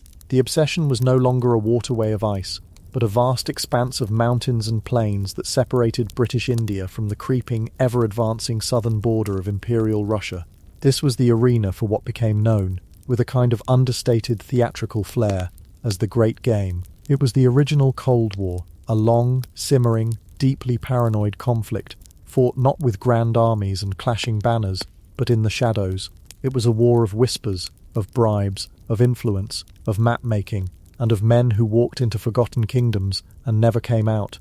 Forget the noble explorer with his butterfly net and his sketchbook, cataloguing new species of orchid. The Victorian explorer in Central Asia was an entirely different breed. He was often a soldier first, a surveyor second, a diplomat third, and underpinning it all, a spy. His job wasn't to discover a new type of finch, it was to discover the grade of a mountain pass to see if artillery could be dragged through it. He wasn't charting rivers for the beauty of their course. He was charting them to see if they could supply an advancing army. He was a piece in a game of geopolitical chess played by men in London and St. Petersburg, a game whose board was the size of a continent, encompassing the kingdoms we now know as Afghanistan, Pakistan, and the vast, formidable territories of the Himalayas. The two great powers, the British lion and the Russian bear, prowled around this enormous, undefined space, each utterly convinced that the other was about to make a cataclysmic move. The British, secure in their jewel in the crown of India, looked north with perpetual anxiety. They saw the Russians relentlessly pushing south, absorbing one small Kane after another, their Cossack patrols creeping ever closer to the mountain ranges that formed India's natural barrier. The fear, the great animating terror in the mind of every viceroy in Calcutta, was of a Russian army pouring down through the high passes of the Hindu Kush, and sweeping onto the plains of India. To them, it wasn't a question of if, but when. The Russians, for their part, looked south and saw the British Empire pushing north, its influence seeping into Persia and Afghanistan. They saw British agents disguised as traders or mystics, popping up in the bazaars of Samarkand and Bukhara, and they imagined a British plot to destabilize their new territories and threaten the heart of their empire. Each side was projecting its own expansionist ambitions onto the other, creating a perfect, self-sustaining cycle of paranoia. It was a magnificent, continent-spanning engine of mutual distrust. And so the call went out for a new kind of hero, a man who could travel light, who could speak the languages, who could blend in, a man who could withstand the brutal hardships of the terrain, the scorching deserts, the airless plateaus, the crushing winter snows, while simultaneously navigating the even more treacherous political landscape of suspicious emirs, hostile tribes, and rival agents. These men were the opening players in the great game. Men like Alexander Burns, a dashing Scotsman who travelled up the Indus River disguised as an American, his official mission being to deliver a gift of dray horses to the ruler of Lahore, his real mission being to map the river for potential military use. He charmed his way across Afghanistan, dining with princes and gathering intelligence, becoming a celebrity back in London, only to be torn to pieces by a mob in Kabul years later when the game turned into a real bloody war. They were a strange and often contradictory bunch. There was Arthur Connolly, the man who actually coined the term the Great Game, a fervent Christian evangelist who believed he could also serve God and the Empire by fomenting anti-Russian sentiment in the Khanates. He ended up being thrown into a foul pit in Bukhara, a pit filled with vermin and human waste, where he was kept for months before being publicly beheaded alongside his colleague, Colonel Charles Stoddart. Their crime? A complex web of diplomatic missteps and the sheer bad luck of arriving in a kingdom ruled by an exceptionally cruel and paranoid emir. Their story became a cautionary tale that echoed across the British Empire, a stark reminder that the game had the highest possible stakes. The goal for these men was information, precious, vital information. Who ruled this valley? How many fighting men could he muster? Was he loyal to the British, the Russians, or, most likely, just to himself? Where were the mountain passes? Were they guarded? What was the mood in the bazaar? Every scrap of gossip, every hand-drawn map, every overheard conversation was a golden nugget to be smuggled back to British headquarters. This was not a straightforward process. You couldn't just march in with a surveying team and start setting up the Heodolites. To be a European in these lands was to be an object of intense suspicion. You were either a Russian spy or a British spy. There was rarely a third option, so they went in disguise. They stained their skin with walnut juice, dressed in local garb, and adopted new personas. They were horse traders, Muslim holy men, doctors, wandering mystics. They carried goods to trade, but their real cargo was hidden. A compass tucked into a hollowed-out cane, a sextant with its parts distributed throughout their luggage, a notebook filled with coded observations disguised as merchants' ledgers. The physical danger was immense. There was the constant risk of disease, cholera, dysentery, malaria, with no hope of medical care. There was the terrain itself, a relentless enemy of jagged peaks and waterless wastes. And then there were the people. While many were hospitable, a wrong word, a cultural misstep, or simply falling in with the wrong crowd could get you robbed, enslaved, or killed. A European face was a liability, a magnet for trouble. The British were realizing that their greatest asset, their white skin that commanded respect and authority within their own empire, was a fatal flaw in the great game. They stood out.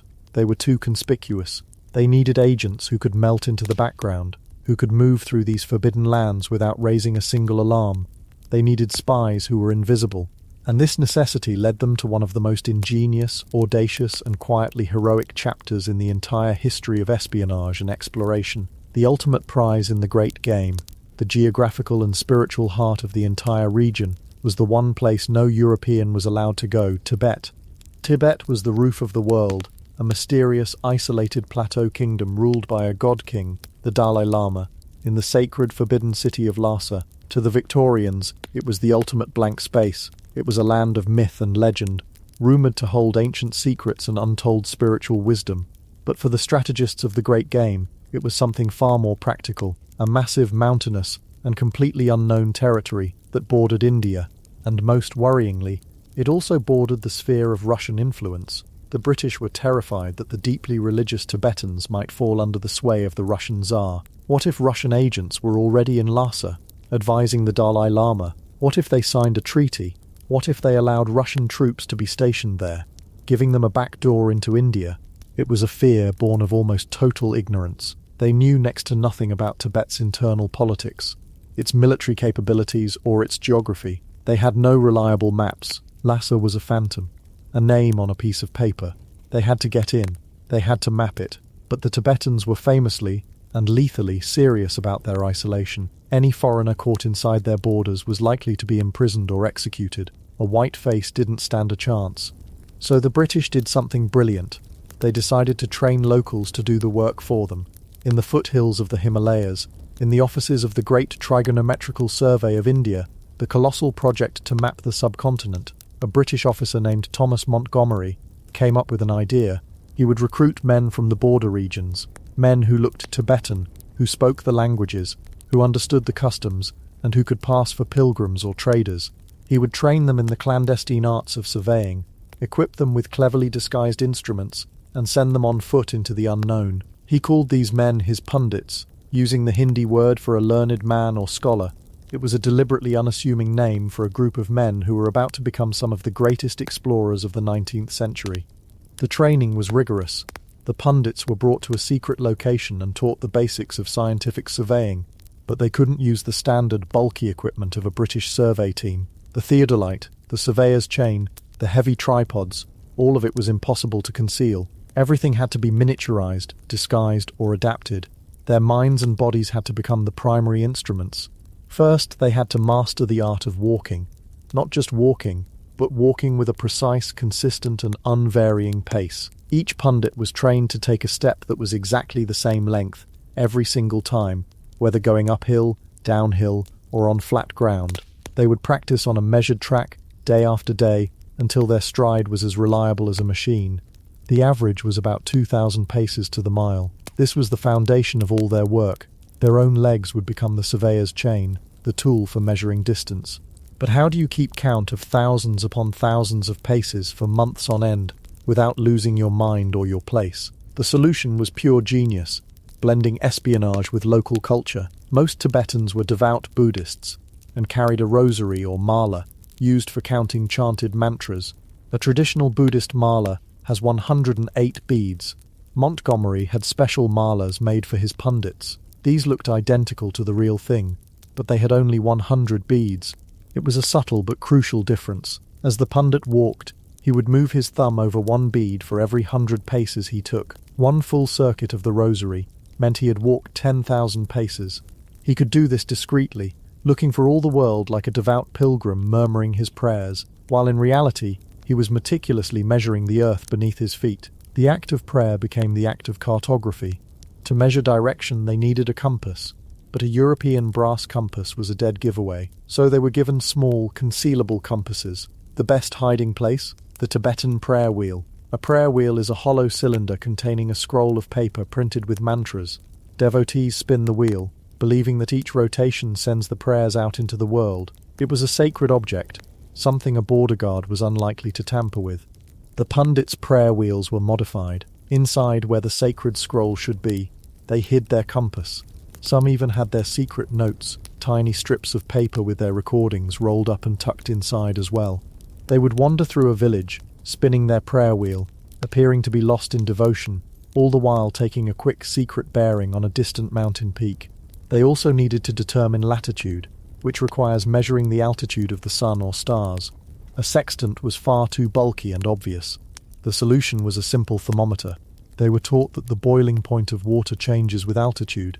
By boiling a pot of water and measuring its temperature, they could calculate their elevation with a surprising degree of accuracy. It was a low-tech but effective way of measuring the third dimension of the landscape. They would stop to make tea, a perfectly normal activity for any traveller, and in that simple act, they were conducting a scientific experiment, fixing their position in the vast unmapped wilderness. All their data, the paces, the compass bearings, the boiling points, had to be recorded. They couldn't just pull out a notebook and start writing. They were taught to make secret notes on tiny scrolls of paper, using coded language, which they could hide in their prayer wheels or other secret compartments.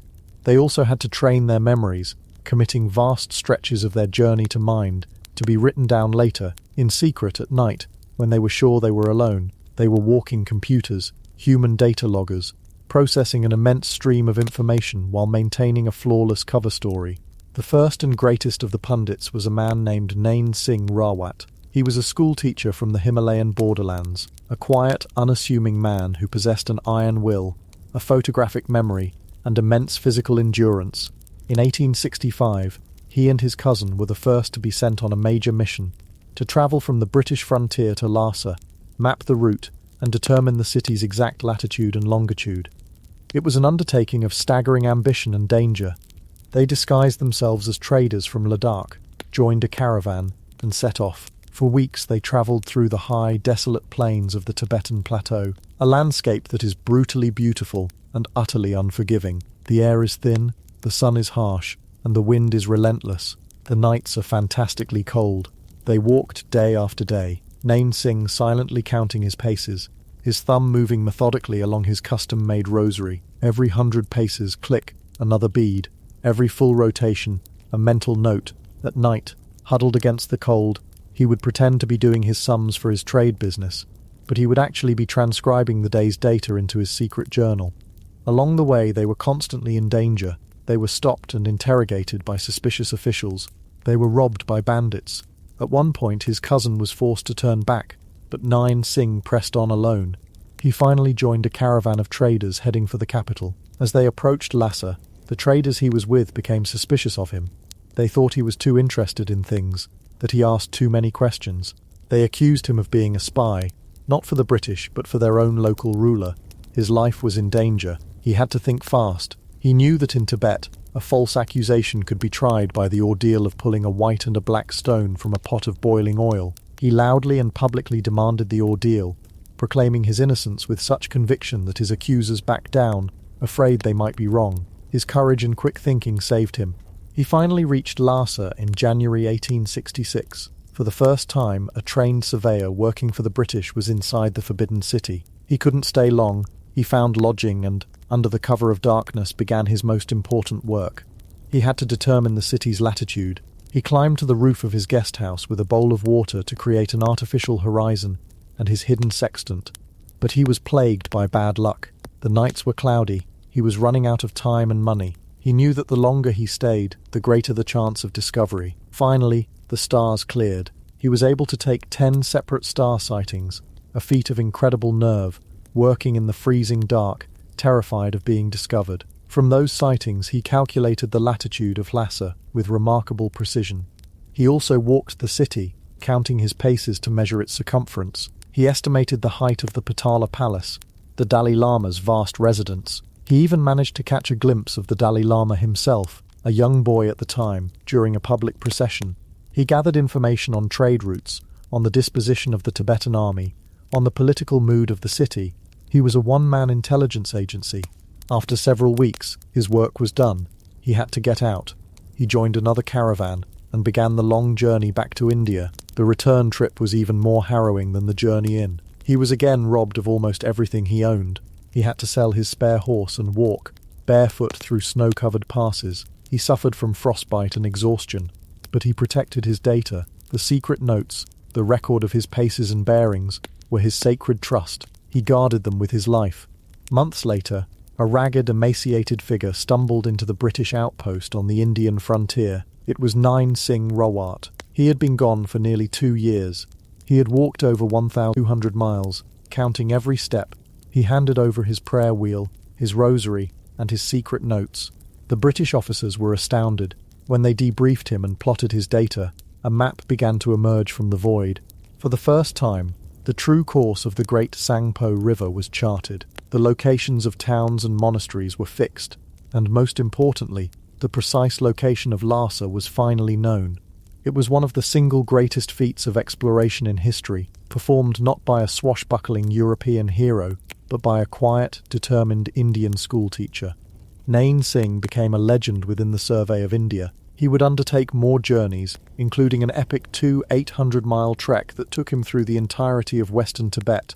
He was secretly awarded the Royal Geographical Society's prestigious Patron's Medal, though his identity had to be kept hidden for years to protect him and the program. He was simply referred to as the pundit. He was the archetype, the proof that Montgomery's audacious idea could work, and many others followed in his footsteps. There was Kishan Singh, a relative of Nine Singh, who spent 4 years in Tibet and Mongolia, much of it as a slave to a local chieftain, all the while continuing his secret surveying, hiding his notes until he could finally escape. There was Kintup, known as KP, who was sent on a mission to solve one of geography's great riddles, whether the Sangpo River of Tibet was the same river that emerged from the mountains in India as the mighty Brahmaputra. To prove it, he was supposed to throw specially marked logs into the river in Tibet, which a British team would watch for, months later, hundreds of miles downstream in India. Kintup's story is a heartbreaking epic of dedication. He was sold into slavery by his travelling companion. He spent over a year as a servant in a monastery. He finally escaped, made his way to the Great River, and having no money to buy proper logs, spent months cutting and marking 500 logs by himself. He released them into the river, just as he had been instructed, but by then he was years late. The British officer who was supposed to be watching for the logs had given up and gone home.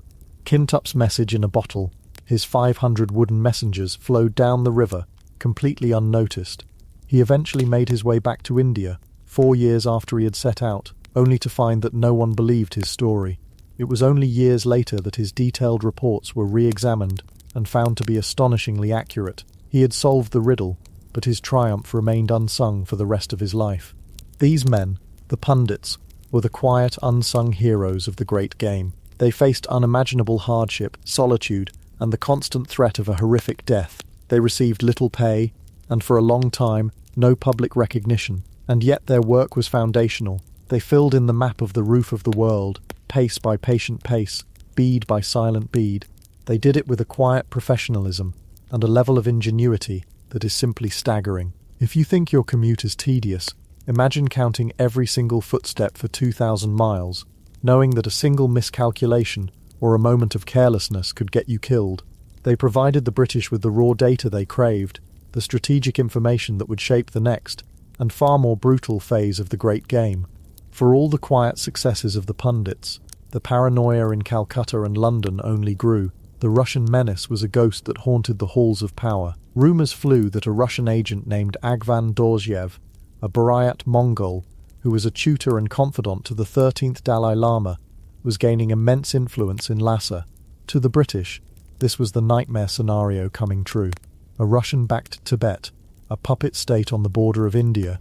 The fact that Dorjiev was primarily a religious scholar and that the Dalai Lama was likely just seeking a powerful patron to counterbalance the influence of the Chinese was lost in the fog of imperial anxiety. The Viceroy of India at the time was Lord Curzon, a man who embodied the arrogance and ambition of the British Empire at its zenith. He was brilliant, driven, and utterly convinced of Britain's right to rule. He saw the situation in Tibet as an intolerable threat that had to be dealt with directly and decisively. The time for spies and secret maps was over. It was time for a show of force. The pundits had quietly unlocked the door to Tibet. Curzon was now determined to kick it down. He chose as his instrument a man who was, in many ways, as complex and contradictory as the land he was about to invade. Colonel Francis Younghusband was a soldier, an explorer, and a deeply spiritual man. He had spent years playing the great game himself, exploring the high passes of the Karakoram, and once famously having a tense standoff with a Russian counterpart in the remote Pamir Mountains.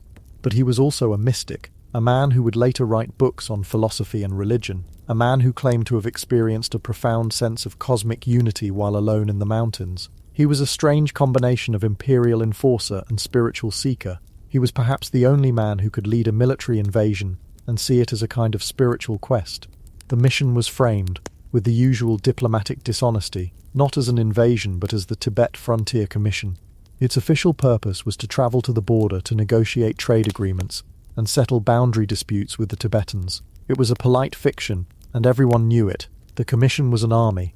It consisted of several hundred British and Indian troops, armed with the most modern weaponry of the day, magazine-fed rifles, and most devastatingly, Maxim machine guns. They were supported by a vast logistical train of over 10,000 porters, thousands of mules, yaks and bullocks, and a full complement of staff. This was not a diplomatic mission. It was an invasion force, designed to march into Tibet and force the Dalai Lama to the negotiating table, whether he wanted to be there or not. In the winter of 1903, the expedition crossed the border from Sikkim into Tibet. The advance was slow and grueling. They were marching into the teeth of a Himalayan winter, up onto a plateau where the altitude is over 12,000 feet. The men and the animals suffered terribly from the cold and the lack of oxygen. Altitude sickness was rampant. It was a slow, grinding crawl into the heart of a hostile and alien land. The Tibetans were horrified by this armed intrusion. They saw it as a sacrilegious violation of their sacred territory, but they were in no position to stop it. Their own army was a medieval relic. They were armed with ancient matchlock muskets that were slow to load and often misfired, spears and swords. They were brave and deeply devout, believing that their faith and their magic charms would protect them from the invaders' bullets. They were about to learn a terrible lesson in the realities of modern industrial warfare. The first major confrontation occurred at a place called Guru, near a small hot spring at Chomikshenko. Several thousand Tibetan soldiers had built a crude stone wall blocking the road. They stood there, a silent, defiant mass. Young husband and his commanders rode forward to parley.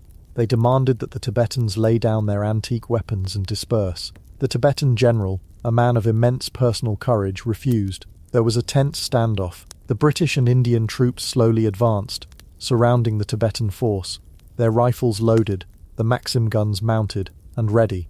What happened next is a matter of some dispute, but the result is not. There was a scuffle. A shot was fired, perhaps accidentally by the Tibetan general himself, and in an instant the British lines erupted in a storm of fire. The Maxim guns opened up, their rhythmic mechanical hammering a sound never before heard on the roof of the world. They scythed through the densely packed Tibetan soldiers like a reaper through wheat. The Tibetans, with their slow-loading muskets, had no chance to even fire back. Those who didn't fall immediately turned to flee, only to be shot down from behind. Within minutes it was over. The ground was littered with over 600 dead and dying Tibetans. The British suffered only a handful of minor injuries. It wasn't a battle, it was a massacre. Even some of the British soldiers were sickened by what they had done. A war correspondent on the scene wrote, "I got so sick of the slaughter that I ceased to fire, letting the men advance and hunt them." The polite fiction of a diplomatic mission was shattered, washed away in a river of blood at 15,000 feet. Young husband, the mystic, had presided over an industrial-scale slaughter. The expedition pressed on, their path now clear. There were other skirmishes, other one-sided slaughters. The Tibetan resistance was brave but utterly futile. Their faith was no match for cordite and steel. The British army marched steadily towards Lhasa, the forbidden city, leaving a trail of death in its wake. The Dalai Lama, hearing of the advancing army and the destruction of his own, fled the city and escaped into exile in Mongolia.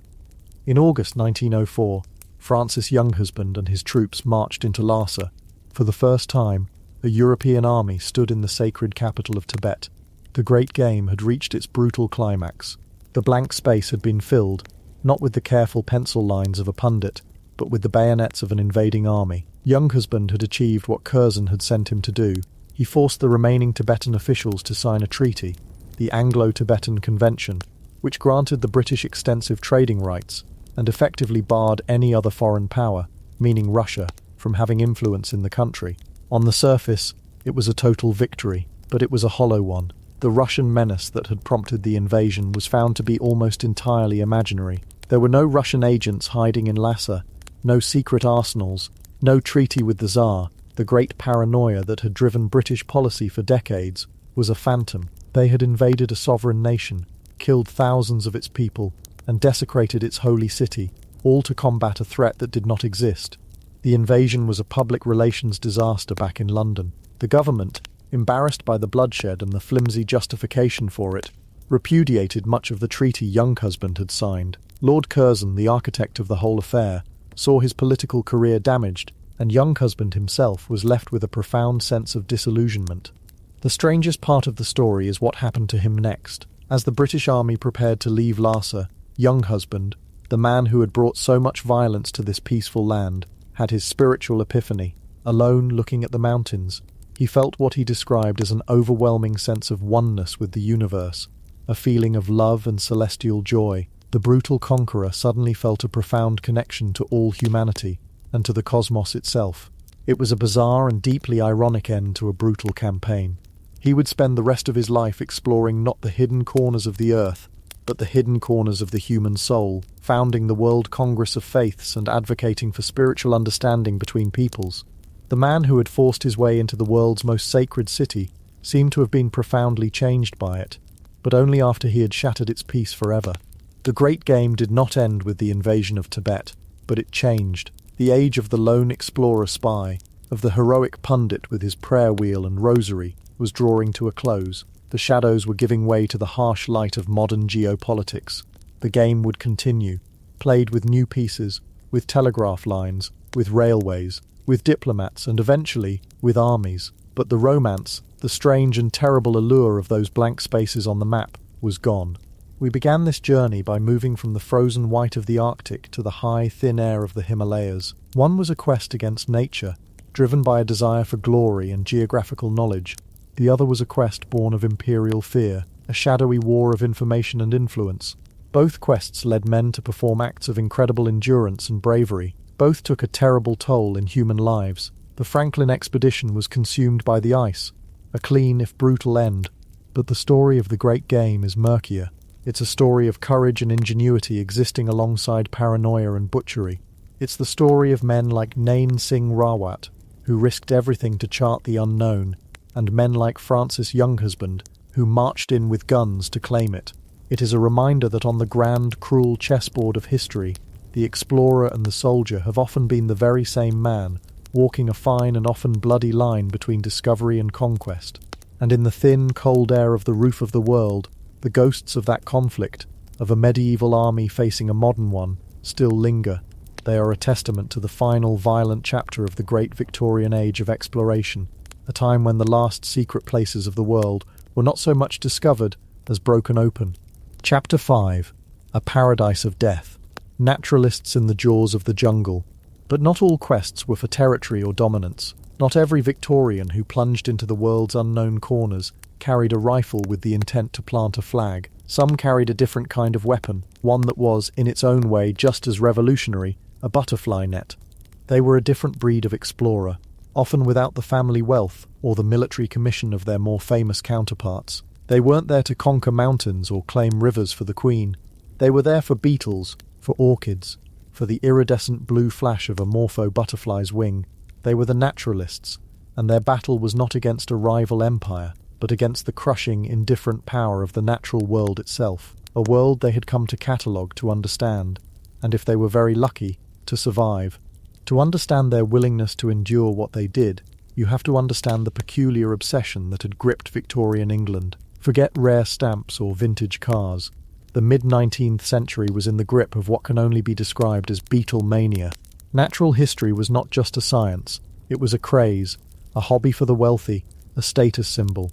Drawing rooms of country estates were filled with glass cases showcasing pinned insects from exotic locales. A particularly rare beetle, or a butterfly with an unusual wingspan, could fetch a price equivalent to a working man's annual salary. It was the Victorian equivalent of collecting rare sneakers or first edition comic books, but with a scientific veneer that made it all seem terribly respectable. This created a market, and where there is a market, there are suppliers. Men like Alfred Russel Wallace, Henry Walter Bates, and Richard Spruce were not aristocrats on a grand tour. They were, for the most part, self-taught men from modest backgrounds. Wallace had been a land surveyor, Bates a clerk in a brewery. They were brilliant, observant, and possessed by a profound curiosity about the workings of the world. But they were also entrepreneurs. Their expeditions were speculative business ventures. They were going into the deadliest places on Earth, not on a government salary, but on commission. They were freelancers, and their client was the insatiable curiosity of industrial Britain. Their goal was to ship back crates of biological treasure, sell them to collectors and museums through an agent back in London, and use the profits to fund the next leg of their journey. It was a high-stakes, high-risk gig economy, where the price of failure wasn't just bankruptcy, but a lonely, fever-ridden death thousands of miles from home.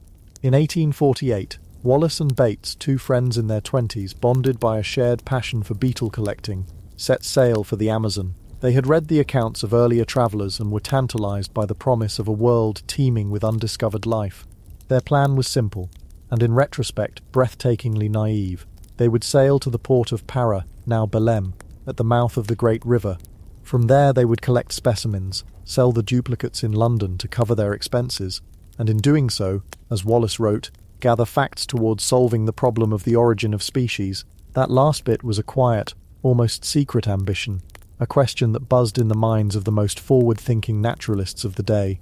The Amazon they entered was not a place, it was a force, a living, breathing system of incomprehensible scale. From the deck of their riverboat, the world was reduced to two elements: a vast, brown, sluggish river below, and an impenetrable 100-foot-high wall of green on either side. It was a silent, vertical fortress of vegetation that seemed to swallow the light and the sound. The sheer monotony of it was a kind of psychological warfare. Days and weeks would pass with nothing but that same green wall scrolling by, unchanging. But step ashore, and the silence would shatter. The rainforest is not quiet. It is a deafening 24-hour symphony of life and death. The air, thick and wet like a hot towel over your face, vibrates with the rasp of cicadas, the croak of a billion frogs, the otherworldly shriek of howler monkeys that sounds like wind tearing through a demonic cathedral. Everything is damp. Your clothes, your books, your bedding, all succumb to a creeping, persistent mildew. Leather grows a fuzzy green coat overnight. Nothing ever truly dries. And the work, the sheer back-breaking labour of it was relentless. Every single day, Wallace and Bates would venture into the jungle, which they called the Capoeira. This was not a pleasant hike on a marked trail. This was a battle. They would have to hack their way through a tangled mess of vines and undergrowth with a machete, sweating profusely in the suffocating heat, while being systematically eaten alive. The insects, the very things they had come to collect, were also their primary tormentors. There were mosquitoes that carried malaria and yellow fever. There were sandflies, tiny biting midges called piums, whose bites would raise painful welts that lasted for weeks. There were chiggers that burrowed under the skin, ticks and armies of ants that could strip a carcass to the bone in hours. You learned to check your boots every morning for spiders or scorpions who decided your footwear was a prime piece of real estate. Their diet was a monotonous and often stomach-churning affair. The staple was farm rye, a coarse flour made from manioc root, which has the texture of sawdust and the flavour of, well, nothing. This was supplemented with whatever could be bought, hunted or fished: black coffee, rice, beans, and occasionally tough, stringy pieces of salted fish or monkey meat. Fresh fruit and vegetables were a rare luxury. Sickness was not a risk, it was a certainty. Dysentery was a constant companion. And then there was the fever, the ag they called it, malaria. It's hard for us, in our age of sterile clinics and effective medicine, to comprehend what a malarial fever was like for them. It would come on suddenly. First, the shivering, a deep, uncontrollable cold that would seize your body, making your teeth chatter so violently you thought your jaw would break, even as the tropical sun beat down. This was the cold stage. Then came the furnace, a raging fever that would send your temperature soaring, cooking you from the inside out. Your head would pound, your skin would be fire-hot to the touch, and your mind would descend into a hallucinatory, delirious nightmare. You would rave, seeing phantoms in the corners of your thatched hut. And after hours of this torment, the fever would break in a drenching, profuse sweat that soaked your hammock and left you utterly weak, limp as a rag, and completely debilitated. For a day or two you might feel almost normal, before the cycle began all over again. They treated it with quinine, a bitter powder derived from cinchona bark, but it was a crude and often unreliable remedy. For months on end, their lives were dictated by this vicious cycle of freezing, burning, and collapsing. All work would stop. All you could do was lie in your hammock and pray the fever didn't finally snuff you out. This was the price of a single butterfly.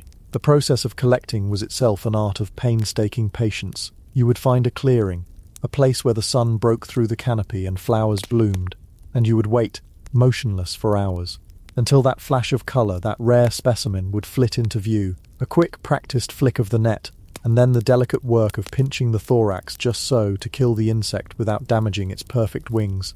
Back at the hut, by the dim, flickering light of a tallow lamp, the real work began. Each specimen had to be carefully pinned into a cork-lined box, its wings and legs arranged in a lifelike posture. It had to be protected from the humidity that would rot it, and from the ants that would devour it in minutes. Wallace designed special boxes with tight-fitting lids, and he would store them in a dry place, often over the smoky fire, to keep the pests at bay. He and Bates eventually decided to split up to cover more ground. Bates would spend a staggering 11 years in the Amazon, mostly alone, pushing further up the river than any naturalist before him. He documented over 14,000 species, 8,000 of them new to science. His quiet, methodical persistence was superhuman. He became a master of mimicry, not just the biological kind he was observing in insects, but a cultural mimicry.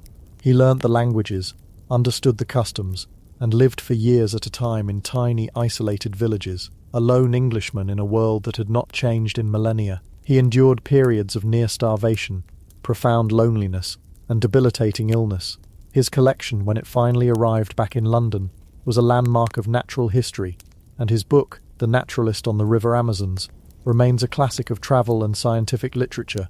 Wallace's journey was even more fraught with disaster. After 4 years, with his health failing and his collection growing to a massive size, he decided to return home. He had crates filled with live animals, monkeys, parrots, a toucan, and thousands of meticulously pinned insects and bird skins, the product of 4 years of unimaginable hardship. This collection was his entire net worth, his scientific reputation, his ticket to a stable life. He booked passage on a brig named the Helen. 26 days out to sea, in the middle of the Atlantic, the captain came to Wallace's cabin and calmly announced, "I'm afraid the ship's on fire." The cargo hold, filled with balsam, a flammable resin, had spontaneously combusted. The fire spread with terrifying speed. There was no time to save anything. Wallace, scrambling for his life, managed to grab only a small tin box containing his journals and a few sketches. He and the crew abandoned ship into 2 leaking lifeboats and watched from a sickening distance as the Helen was consumed by flames. They watched the ship's masts collapse. They heard the gunpowder stores explode, and they saw his monkeys and parrots trapped in their cages burn alive. Everything he had suffered for, the fevers, the bites, the hunger, the loneliness, was gone, reduced to smoke and ash in the middle of the ocean. He and the crew then spent 10 days adrift in an open boat, with little food and water, scorched by the sun, until by a sheer miracle they were spotted and rescued by a passing ship. When he finally got back to London, he had nothing but the clothes on his back and that one small tin box. He was a ruined man. His agent had thankfully insured the collection for a modest sum, enough to keep him from utter destitution, but the scientific loss was incalculable. Most people would have given up. They would have taken the insurance money and opened a quiet bookshop in the English countryside. But Alfred Russel Wallace was not most people. He possessed a resilience that bordered on the absurd. While recovering, he wrote books about his travels and presented his findings, and then, with the small amount of money he had, he planned another expedition. This time, he would go even further, to a place even richer in biological diversity, and even less known to the Western world, the Malay archipelago, what we now know as Indonesia and Malaysia. He had learned from his mistakes. This time, he would be more systematic. He would send back smaller, more frequent shipments, so that one single disaster couldn't wipe him out. For the next 8 years, from 1854 to 1862, Wallace journeyed through this vast chain of islands. He travelled over 14,000 miles, often in small, leaky native prahus, at the mercy of treacherous currents and the occasional pirate. He lived among headhunters in Borneo, and traded with spice merchants in the Moluccas. He collected an astounding 125,660 specimens, including more than 1,000 species new to science. He discovered the magnificent golden birdwing butterfly and the bizarre Wallace's standard wing bird of paradise, whose courtship dance is one of nature's most flamboyant spectacles. And he endured. The loneliness was profound. He was often the only European for hundreds of miles. The fevers returned, laying him low for weeks at a time on remote volcanic islands. And it was during one of these malarial attacks on the island of Ternate that the second, more important part of his original Amazon quest would finally be fulfilled. Lying in his hut, shivering and then burning, his mind adrift in that strange hyper-lucid state that severe fever can induce, he began to think again about that great, unsolved problem, the origin of species. His mind raced, connecting all the thousands of observations he had made over the years. He thought about the vast variety of life, how species seem to be subtly different from one island to the next. He thought about how populations grow, and the ideas of Thomas Malthus, who wrote about the inevitable checks on population growth, famine, disease, war. And then, in a flash of fever-born insight, it all came together. He realized that the same checks must apply to all of nature. In every generation, more individuals are born than can possibly survive.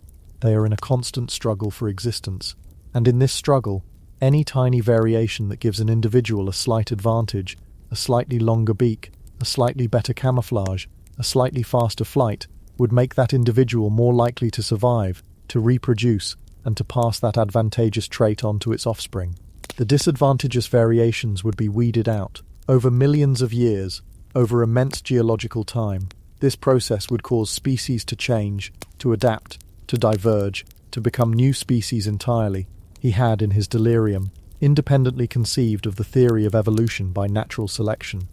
As soon as the fever abated, he frantically scribbled down his ideas into a 20-page essay. He knew he had to get it into the right hands, and he knew just the man, the most respected naturalist in England, a man with whom he had corresponded briefly, Charles Darwin. He sent the essay off with the next mailboat, with a letter asking Darwin, if he thought the essay had merit, to pass it along to the eminent geologist Charles Lyell. What Wallace didn't know was that on the other side of the world, in his comfortable study in the English countryside, Charles Darwin had been secretly nurturing the very same idea for 20 years. Ever since his own voyage on the Beagle, Darwin had been slowly, methodically amassing a mountain of evidence, intending to one day publish a massive, definitive tome on the subject. Wallace's letter, arriving out of the blue from a remote island in the East Indies, was a bombshell. It was the scientific equivalent of being scooped by a freelancer working from a hut in the jungle. To Darwin's credit, and that of his friends Lyell and Hooker, they handled the situation with gentlemanly grace. They didn't suppress Wallace's paper. Instead, they arranged for a joint reading at the next meeting of the Linnean Society in London. They presented Wallace's essay alongside some of Darwin's own unpublished writings on the topic, ensuring that both men would receive credit for the discovery. Neither man was present. Darwin was mourning the death of his young son.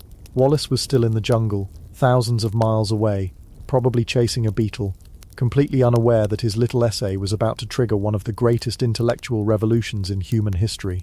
The paper caused little stir at first, but it spurred Darwin to finally publish his great work. A year later, On the Origin of Species was released, and the world was changed forever. Darwin, with his immense body of evidence and his established reputation, would rightly become the primary name associated with the theory. Wallace would always be the co-discoverer, a name known to scientists and historians, but not to the wider public, and he seemed to be perfectly fine with that. He was a man remarkably free of ego, driven by a pure, unadulterated love for the natural world.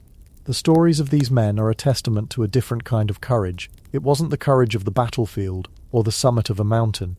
It was a quiet, stubborn, solitary courage. It was the courage to endure years of isolation, to face down disease and disaster, to rebuild after catastrophic loss, and to keep going, day after day, in the service of a single burning question. They ventured into a paradise that was, in reality, a labyrinth of death and decay. The jungle did its best to consume them, to rot their collections, to cook their minds with fever. But in the end, it was out of that very suffering, out of that delirium and hardship, that a new understanding of life itself was born. They went looking for butterflies and beetles, but what they found was the engine of creation, the brutal, elegant and magnificent mechanism that connects every living thing on our planet, from the humblest insect to the naturalist who stoops to collect it. Chapter 6. God and Greed. The Scramble for Africa's Soul and Resources. They went looking for butterflies and beetles, but what they found was the engine of creation, the brutal, elegant and magnificent mechanism that connects every living thing on our planet, from the humblest insect to the naturalist who stoops to collect it. But for another type of Victorian, that same vast, teeming continent was not a puzzle to be understood, but a vault to be opened. The engine of creation they sought was not biological, but economic. They heard the magnificent mechanism not in the buzz of an insect's wing, but in the potential hum of mills and the clink of coin. For them, the interior of Africa was not a laboratory of life, but a warehouse of unimaginable wealth, waiting for the right key. And in the strange dualistic morality of the Victorian age, that key was often fashioned from the shape of a Christian cross. The story of how that key was forged, and how it was used to unlock a Pandora's box of suffering, begins with a man who by all accounts was trying to do good, a man who got famously and consequentially lost. His name was David Livingstone.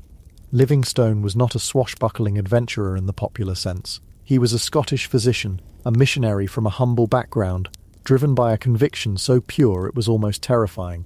He looked at Africa and saw what he called the open sore of the world, the Arab slave trade that was hollowing out the continent's interior, and he believed with every fibre of his being that he had the cure, a combination of what he called the 3 C's: Christianity, commerce and civilization. It was a neat, alliterative package that sounded wonderful in London lecture halls. The idea was simple. If you could open up legitimate trade routes into the heart of Africa, you could offer local peoples an economic alternative to selling their own kind. Commerce would drive out slavery, Christianity would save their souls, and civilization, that vague but all-important Victorian concept, would follow naturally. It was a beautiful theory. To enact it, Livingstone walked and walked and walked. For 30 years, he crisscrossed vast swathes of southern and central Africa, often with only a few African companions. He was the first European to cross the continent from coast to coast. He was the first to see the thundering falls he named for his queen, Victoria Falls, which the locals called Mosi Oatunya, the smoke that thunders. He was meticulous, a brilliant navigator and cartographer who painstakingly mapped rivers and lakes, his charts filling in the vast blank spaces on European maps. But he was not looking for glory. He was searching for a highway, a navigable river, a great aquatic road that could carry British goods and British missionaries deep into the interior, bypassing the territory of the slave traders. He was searching for the source of the Nile, not for fame, but because he believed that controlling the great rivers was the key to controlling the continent's destiny and steering it towards salvation.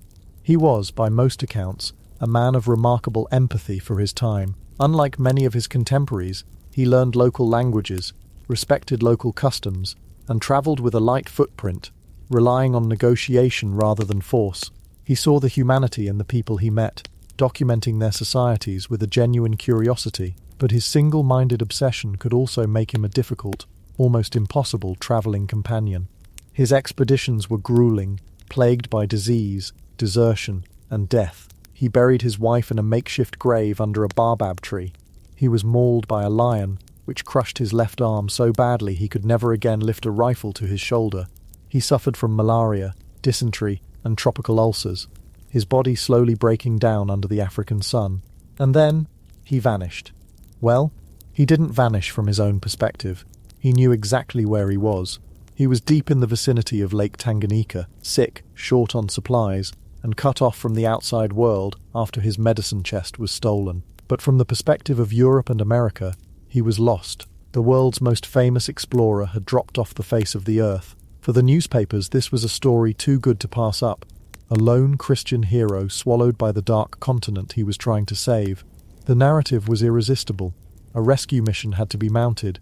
Enter the man who could not have been more different from David Livingstone. Henry Morton Stanley. Stanley was not a man of God. He was a man of ambition. He wasn't a humble physician. He was a hard-nosed, self-made journalist with a murky past and a chip on his shoulder the size of a small mountain.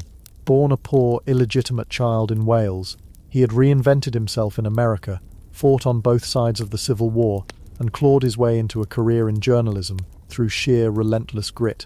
When the editor of the New York Herald summoned him and gave him the assignment of a lifetime, Find Livingstone, Stanley didn't see a humanitarian mission.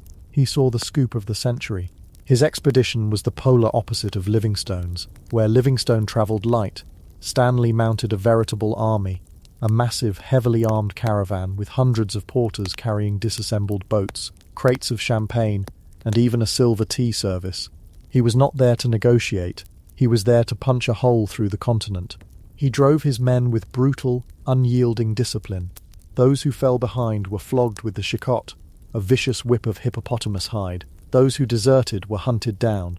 He saw the African interior, not as a place of people, but as a series of obstacles to be overcome. The terrain, the diseases, the local tribes, they were all just challenges standing between him and his headline. After months of unimaginable hardship, on November 10th, 1871, in the small town of Ujiji, on the shores of Lake Tanganyika, Stanley saw a pale, gaunt, white-bearded man surrounded by a small group of loyal attendants. In a moment of almost comical, pre-rehearsed theatre, Stanley walked up, doffed his cap, and uttered the line he had probably been practicing for weeks. "Dr. Livingstone, I presume?" The meeting of these two men, is one of history's great turning points. The humble servant of God and the ruthless agent of the press, Livingstone, frail and weary, was baffled by the fuss. He didn't think he was lost, but he was grateful for the supplies and the company. The two men explored together for a time, but their paths were destined to diverge. Livingstone refused to return to England. His work wasn't done. He was still convinced he was on the verge of finding the true source of the Nile. He bid Stanley farewell and plunged back into the interior, a lonely spectral figure chasing a geographical ghost. He would be found a year and a half later by his devoted African attendants, Susie and Chuma, dead on his knees beside his cot. As if in prayer, in an act of incredible loyalty, they crudely embalmed his body, buried his heart and viscera under a mavola tree, and then carried his desiccated remains over 1,000 miles to the coast, a 9-month journey, so that he could be laid to rest in Westminster Abbey. Stanley, on the other hand, returned to a hero's welcome. His book, How I Found Livingstone, became an international bestseller. He was a global celebrity. He had tasted fame, and he found he liked it. More importantly, he had seen the potential of Central Africa. He hadn't seen souls to be saved. He had seen rivers that could be highways for commerce, forests full of ivory, and land that was, from his European point of view, essentially up for grabs. Livingstone had unintentionally provided the map and the moral justification. Stanley now had the ambition and the ruthlessness to use it. All he needed was a backer, a patron with very deep pockets and very few scruples. He found him in the unlikely person of King Leopold II of Belgium. Leopold was a man consumed by a peculiar form of envy. He was the king of a small, damp and frankly rather boring country. Belgium had missed out on the first great wave of colonization. While Britain had its India, France its Algeria, and the Dutch their East Indies, Belgium had Belgium. Leopold looked at the vast colonial empires of his royal cousins, Queen Victoria and the German Kaiser, and he felt a desperate gnawing sense of inadequacy. He was determined to get a colony of his own, a place in the sun, an empire that would give him the prestige and the profit he so desperately craved. The problem was, all the good parts of the world seemed to be taken, so he turned his eyes to the last great blank on the map, the Congo River Basin, that immense, mysterious territory that Stanley had just charted. Leopold was a master of what we would now call public relations. He knew he couldn't just march in and declare the Congo his own. The other European powers would never stand for it, so he created a brilliant, cynical smokescreen. In 1876, he hosted a grand geographical conference in Brussels, inviting explorers, philanthropists, and dignitaries from all over Europe. He spoke with soaring, eloquent passion about his noble dream. He wanted to establish a series of scientific and humanitarian stations in the Congo, to bring the light of civilization to its people, to mediate peace between tribes, and, most importantly, to stamp out the horrific Arab slave trade that Livingstone had dedicated his life to fighting. It was a beautiful, noble-sounding project. To manage it, he formed something called the International African Association, with himself as its president. It sounded like an international philanthropic charity, a kind of 19th century United Nations. In reality, it was a front, a hollow shell corporation for his own personal ambition. With his humanitarian credentials established, Leopold now needed a man on the ground, someone who could turn his vague claims into concrete reality. He hired the one man with the skill, the drive, and the moral flexibility for the job, Henry Morton Stanley. Stanley returned to the Congo, but this time he wasn't a journalist. He was the CEO of Leopold's venture. His mission was to build a road past the unnavigable cataracts of the Lower Congo, to establish trading stations along the river, and most crucially, to get the local chiefs to sign treaties. These treaties were one of the most audacious frauds in history. Stanley and his agents would travel to a village, often with a show of overwhelming force. They would present the local chief, who could neither read nor write, with a lengthy, complex document written in French. The document granted Leopold's association exclusive trading rights, the rights to all land, and even sovereignty over the people themselves, in perpetuity. In exchange for signing away their entire world with an X, the chief would be given a present, perhaps a few yards of brightly coloured cloth, a bottle of gin, or a soldier's uniform. Stanley himself boasted of collecting over 450 of these treaties. He was securing the legal framework for the heist of an entire subcontinent, one trinket at a time. With these documents in hand, Leopold went to the great powers of Europe. At the Berlin Conference of 1884-85, The European nations gathered to carve up Africa amongst themselves, like a cake at a birthday party. It was one of the most grotesquely arrogant moments in modern history. African leaders were of course not invited to the discussion about the fate of their own continent. Leopold, through brilliant diplomacy and backroom dealing, played the other nations off each other. He promised the British free trade on the Congo River. He appealed to the Americans by framing his new state as a kind of benevolent republic for the advancement of African people. He assured everyone that his intentions were purely humanitarian, and they bought it. In an act of stunning geopolitical negligence, they recognized Leopold's personal sovereignty over an area of nearly 1 million square miles. They called it the Congo Free State. The name itself was the first and greatest lie. It was not free, and it was not a state. It was the personal property, the private estate, of one man, King Leopold II. He was the sole owner of the land, its resources, and its approximately 20 million people. It was a corporate fiefdom on a scale never seen before or since.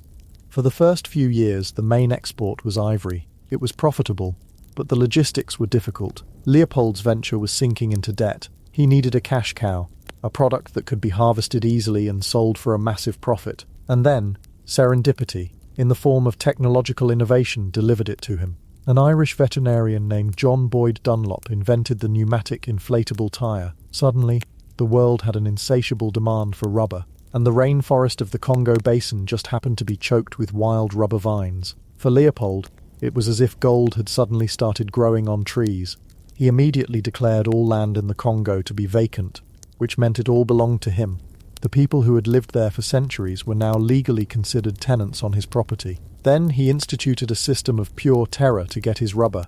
He divided the state into concessions, which he either ran himself or leased out to private companies. Every village was given a rubber quota, an impossibly high, brutally enforced quota.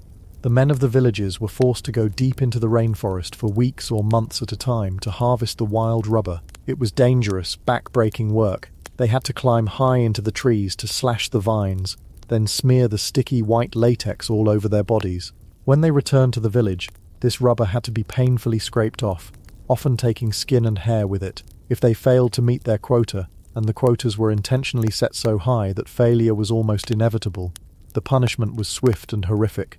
To enforce his will, Leopold created a private army called the Force Publique. It was a mercenary force commanded by white European officers, with a rank and file made up of Africans conscripted from other regions, often from tribes who were historical enemies of the people they were now policing. They were given modern rifles, a uniform, and absolute power. They became the instruments of the terror. Villages that failed to meet their rubber quota would be visited by the Force Publique. The women would be taken hostage and held in appalling conditions, often starved or assaulted, until their husbands and sons brought in the required amount of rubber. Men were flogged to death with the shakot. Entire villages were burned to the ground. But the most infamous trademark of Leopold's regime was mutilation. The white officers of the Force Publique were worried that their soldiers were wasting expensive bullets hunting animals for food, so they instituted a chillingly practical, bureaucratic rule. For every bullet a soldier fired, he had to produce proof that it had been used to kill a person, a rebel. The proof they demanded was a severed right hand. This created a grotesque and horrifying currency. Baskets of smoked human hands would be brought back to the trading posts to be tallied by the agents. The system quickly spun out of control. If a soldier did use a bullet to hunt, or if he missed his target, he would simply cut the hand off a living person to make his accounts balance. Sometimes soldiers would collect more hands than they had spent bullets, keeping them as a kind of grim surplus. Rival villages would raid each other to collect hands to present to the soldiers to spare themselves from punishment. The severed hand became the horrifying symbol of the Congo Free State. It was the cost of doing business. It was the price of a bicycle tire in London, or a car tire in New York. The demand for rubber in the civilized world was being paid for with the limbs of people in the heart of Africa.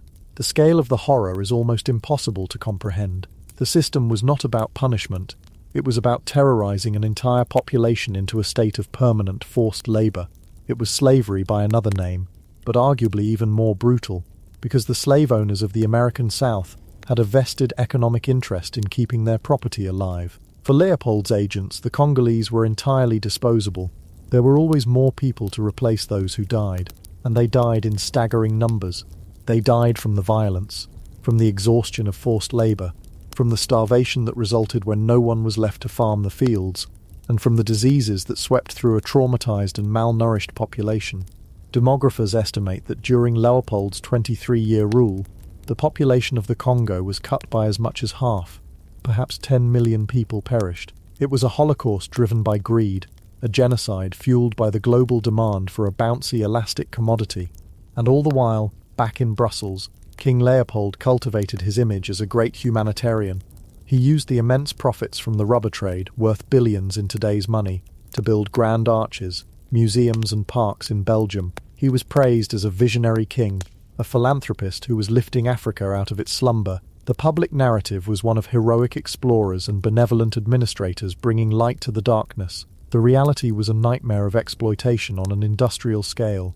The story of the Congo Free State is the story of Victorian exploration reaching its darkest, most logical conclusion. Livingstone's dream of commerce and Christianity had become a twisted hellscape. The commerce was a system of slave labor, and the agents carrying it out saw no contradiction in their work.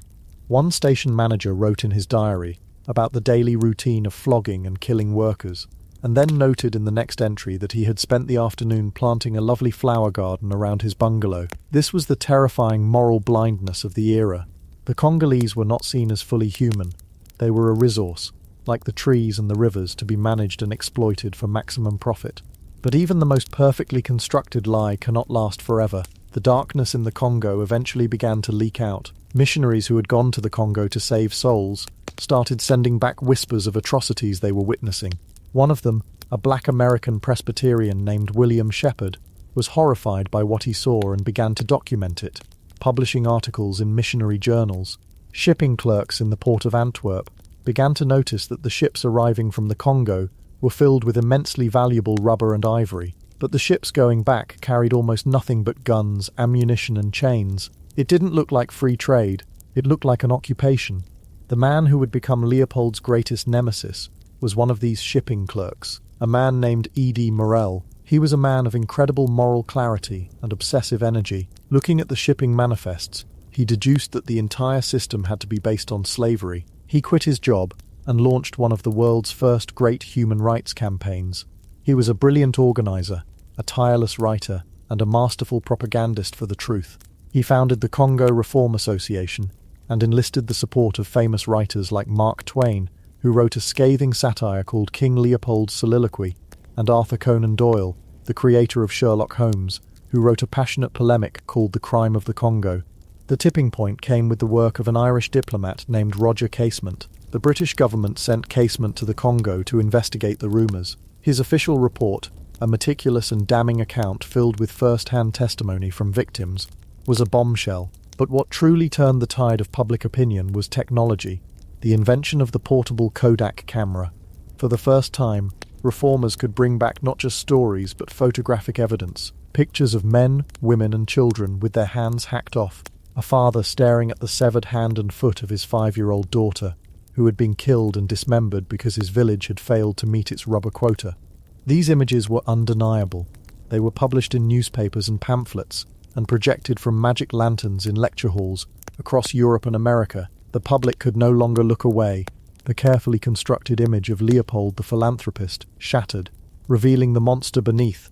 Under immense international pressure, Leopold was finally forced to relinquish his personal control of the Congo. In 1908, he sold his private colony to the Belgian state. He didn't lose it, he was paid for it, even after having extracted a fortune from its suffering. He died a year later, one of the richest men in the world, having never set foot in the Congo and never faced justice for his crimes. The Belgian Congo, as it was now called, was still a colony, and exploitation certainly didn't end, but the worst of the systematic state-sponsored terror was over. The story serves as a chilling lesson. The path to hell can be paved not just with good intentions like Livingstone's, but with the empty, noble-sounding words of men who have no intentions other than the enrichment of themselves. The scramble for Africa, which Livingstone had inadvertently helped to start, was never really about God. It was about greed. It was about the cold, hard logic of the market, which, if unchecked by empathy and a shared sense of humanity, can justify any horror. The explorers who charted the rivers and filled in the maps were celebrated as heroes. They opened up the continent, but what they really opened it up to was a century of exploitation, violence, and trauma. The lines they drew on the map with their pencils became the arbitrary borders of modern African nations, forcing rival ethnic groups together and fueling conflicts that last to this day.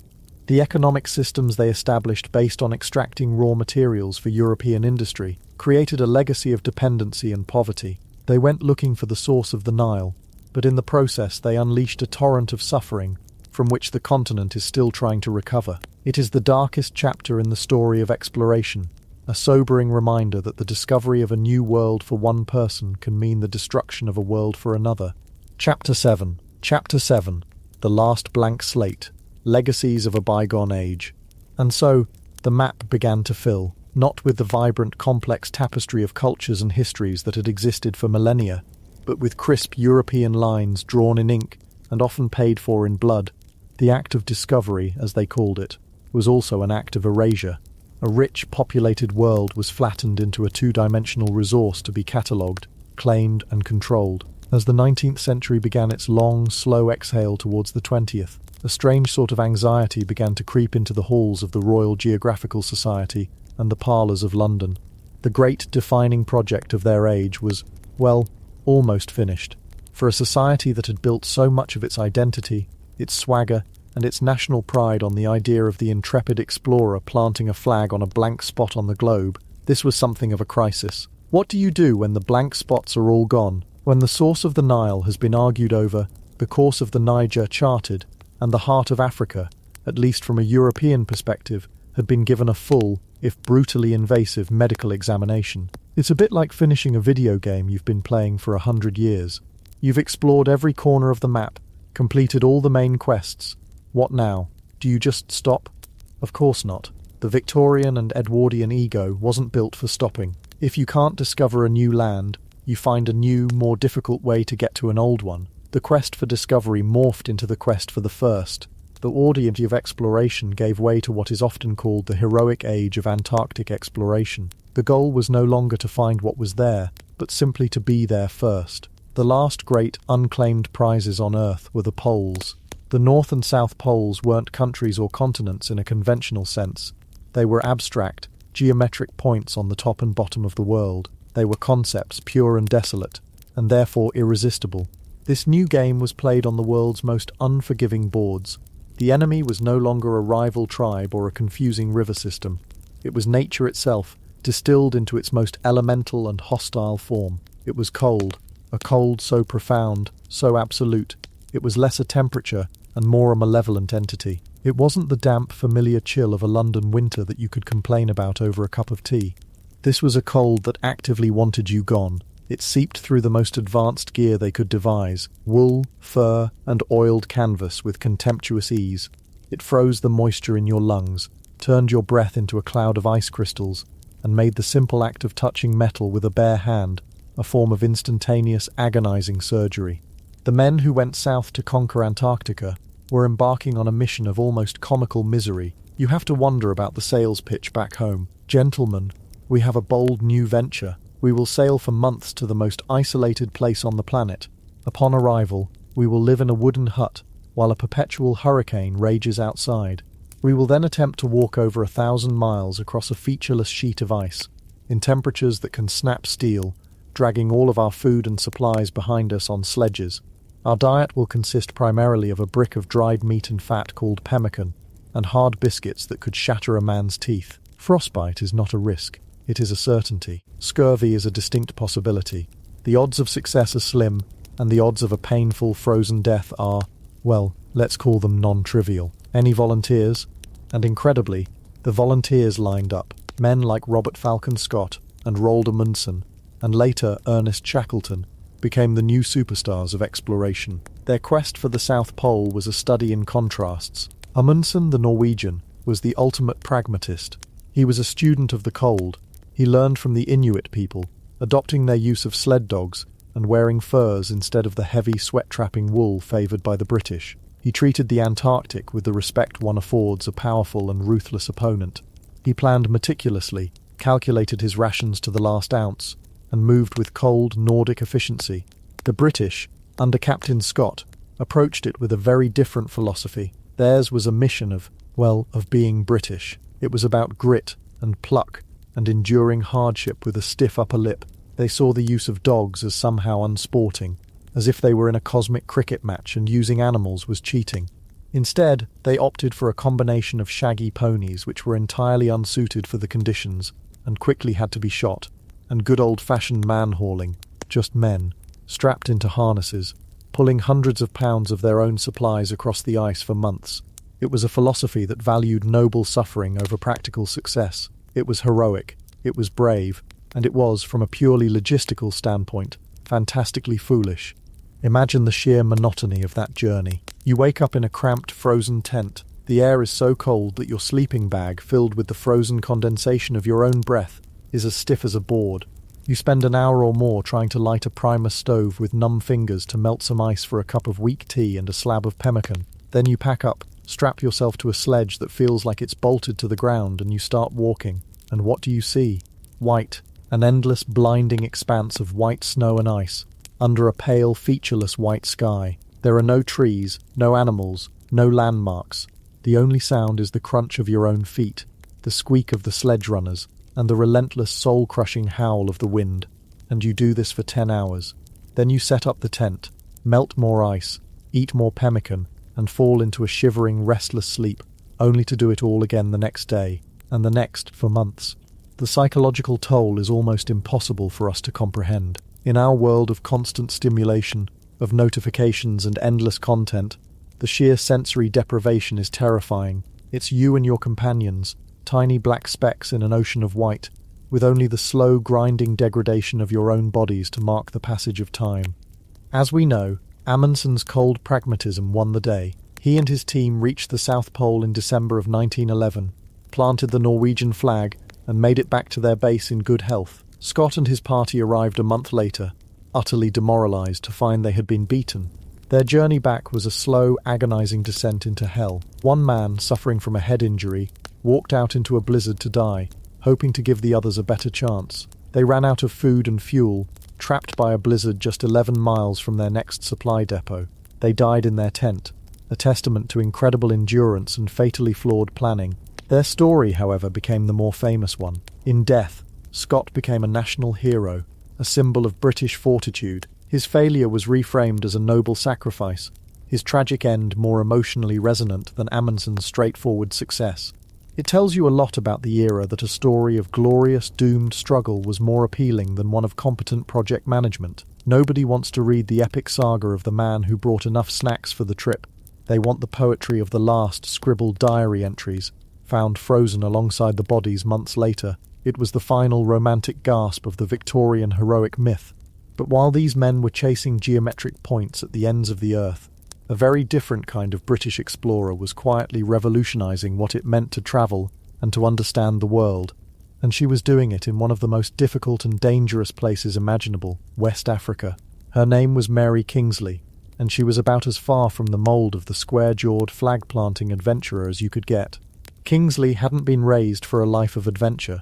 She was a Victorian spinster, daughter of a doctor and writer, who spent the first 30 years of her life as a virtual shut-in, dutifully caring for her invalid mother. She was self-educated, devouring her father's library of science and travel.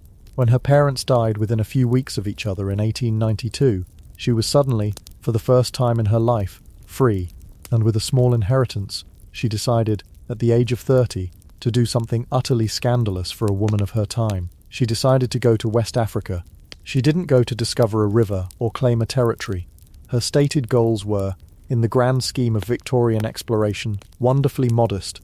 She wanted to study traditional African religions, what her contemporaries dismissively called fetish, and collect specimens of freshwater fish for the British Museum. That was it. No grand quest for glory, just a genuine scientific and anthropological curiosity. And her methods were as unconventional as her motives. She travelled light, often alone, relying on local guides and traders. She didn't march through the jungle with a small army of porters. She paddled up rivers in dugout canoes, traded with local villagers, and slept in their huts. She dressed not in practical safari gear, but in the standard, high-collared, long-skirted black dress of a proper Victorian lady. She argued, quite practically, that the layers of thick fabric offered excellent protection against insects and thorns. On one famous occasion, she fell into a pit trap lined with spikes, and was saved from impalement by her voluminous skirt. As she dryly noted, her survival was a testament to the blessings of a good thick skirt. You just have to picture the scene: a lone English woman, in a formal morning dress, paddling through a mangrove swamp, calmly collecting fish in a bucket, and taking notes on the local cosmology. She was a walking, talking embodiment of polite, fearless absurdity. She faced down leopards, crocodiles, and rapids. She navigated the complex and often treacherous world of local politics and trade. The traders she worked with, tough and worldly men, were initially baffled by her, then grew to deeply respect her. They called her the only man in the crew. What made Kingsley truly revolutionary, however, was not just her bravery, but her perspective. She didn't see the people of West Africa as savages to be civilized or souls to be saved, which was the near-universal view of her contemporaries, from the missionaries to the colonial administrators. She saw them as people, as complex, intelligent human beings, with their own sophisticated legal systems, social structures, and deeply held beliefs. She took the time to listen, to learn their languages, and to try to understand their world from their point of view.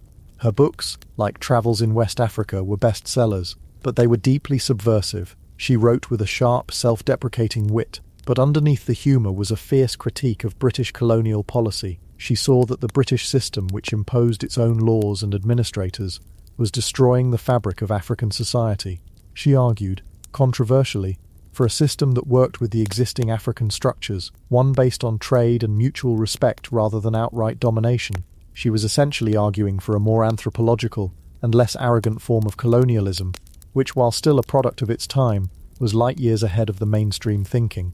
She shattered the Victorian image of both the helpless female and the savage African. She was a scientist, an ethnographer, and a brilliant travel writer who offered a perspective on Africa that was based on empathy and observation, not prejudice and conquest. She saw a world not as a blank slate to be written upon, but as a rich, ancient text that deserved to be read with care and respect. Sadly, her life was cut short. She died at the age of 37 from typhoid fever, while volunteering as a nurse during the Boer War in South Africa. But in her brief, brilliant career, she offered a glimpse of a different path, a different kind of encounter between Europe and the rest of the world, a path that, for the most part, was not taken. And so, as the 20th century dawned, the maps were, for all intents and purposes, full. The age of exploration was over. What was left was the colossal, complicated, and often toxic cleanup. The legacy of this era of obsessive questing is a tangle of contradictions. On one hand, there is the undeniable scientific advancement. The sheer volume of data that flowed back to Europe was staggering. Charles Darwin, on his voyage with the Beagle, collected the specimens and made the observations that would lead to the theory of evolution, fundamentally changing our understanding of life on Earth. Alfred Russel Wallace, collecting beetles in the Malay archipelago, independently came to the same conclusion. Botanical gardens like Kew in London became vast libraries of global flora, leading to advancements in agriculture, medicine, and industry. Geologists mapped the world's rock formations, zoologists catalogued its creatures, and anthropologists, for all their biases, began the systematic study of human culture. They brought back knowledge, and that knowledge in many cases benefited all of humanity.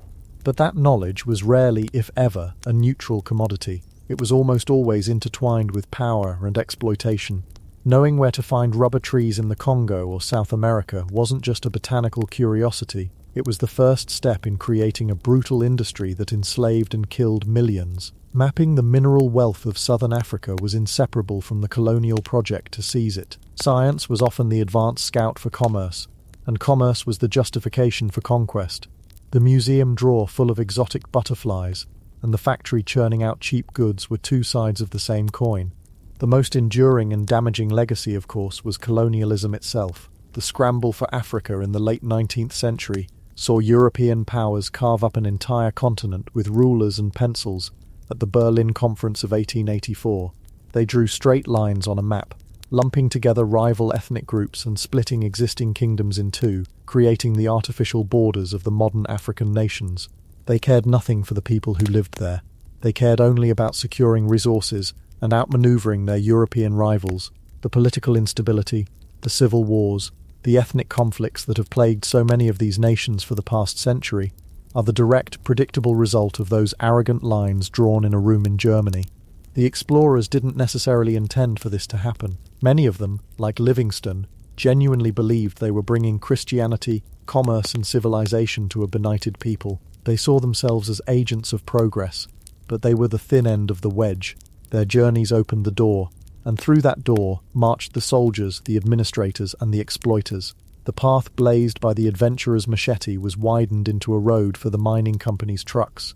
And then there is the cultural legacy, the stories we tell ourselves. The Victorian explorer became an archetype, a heroic figure in the boys' adventure novels of authors like H. Rider Haggard. The idea of the brave white hero venturing into a dark, mysterious continent full of treasure, danger and primitive tribes became baked into our collective imagination. It created a myth of Africa and other parts of the world as a passive, savage backdrop for European adventure, a place without its own history until the white man arrived. It's a myth that has been incredibly persistent, shaping movies, books and public perceptions for over 100 years. It flattened a billion complex realities into a single, romantic and deeply racist cliché. So how do we remember these figures? Were they heroes or villains, brave adventurers or the vanguard of a brutal empire? The truth is, they were all of these things, often at the same time. They were men and a few women of extraordinary courage, resilience and curiosity, to walk across a continent, to sail an unknown sea, to survive for years in environments that could kill you in an hour. These are feats of human endurance that command a certain awe. They possessed a drive that is hard for us, in our comfortable, mapped-out world, to fully grasp. But they were also men of their time, steeped in the prejudices and assumptions of an imperial culture that believed in its own inherent superiority. They were often arrogant, sometimes cruel, and almost always blind to the humanity of the people they discovered. They saw a world of resources to be exploited and souls to be saved, but rarely a world of people to be respected. Their story is a cautionary tale. It's a reminder that the pursuit of knowledge can never be truly separated from the pursuit of power. It reminds us that discovery is a profoundly loaded term. You can't discover a place where millions of people already live, with their own names for the mountains and rivers, their own stories, their own gods. To claim to do so is an act of profound arrogance.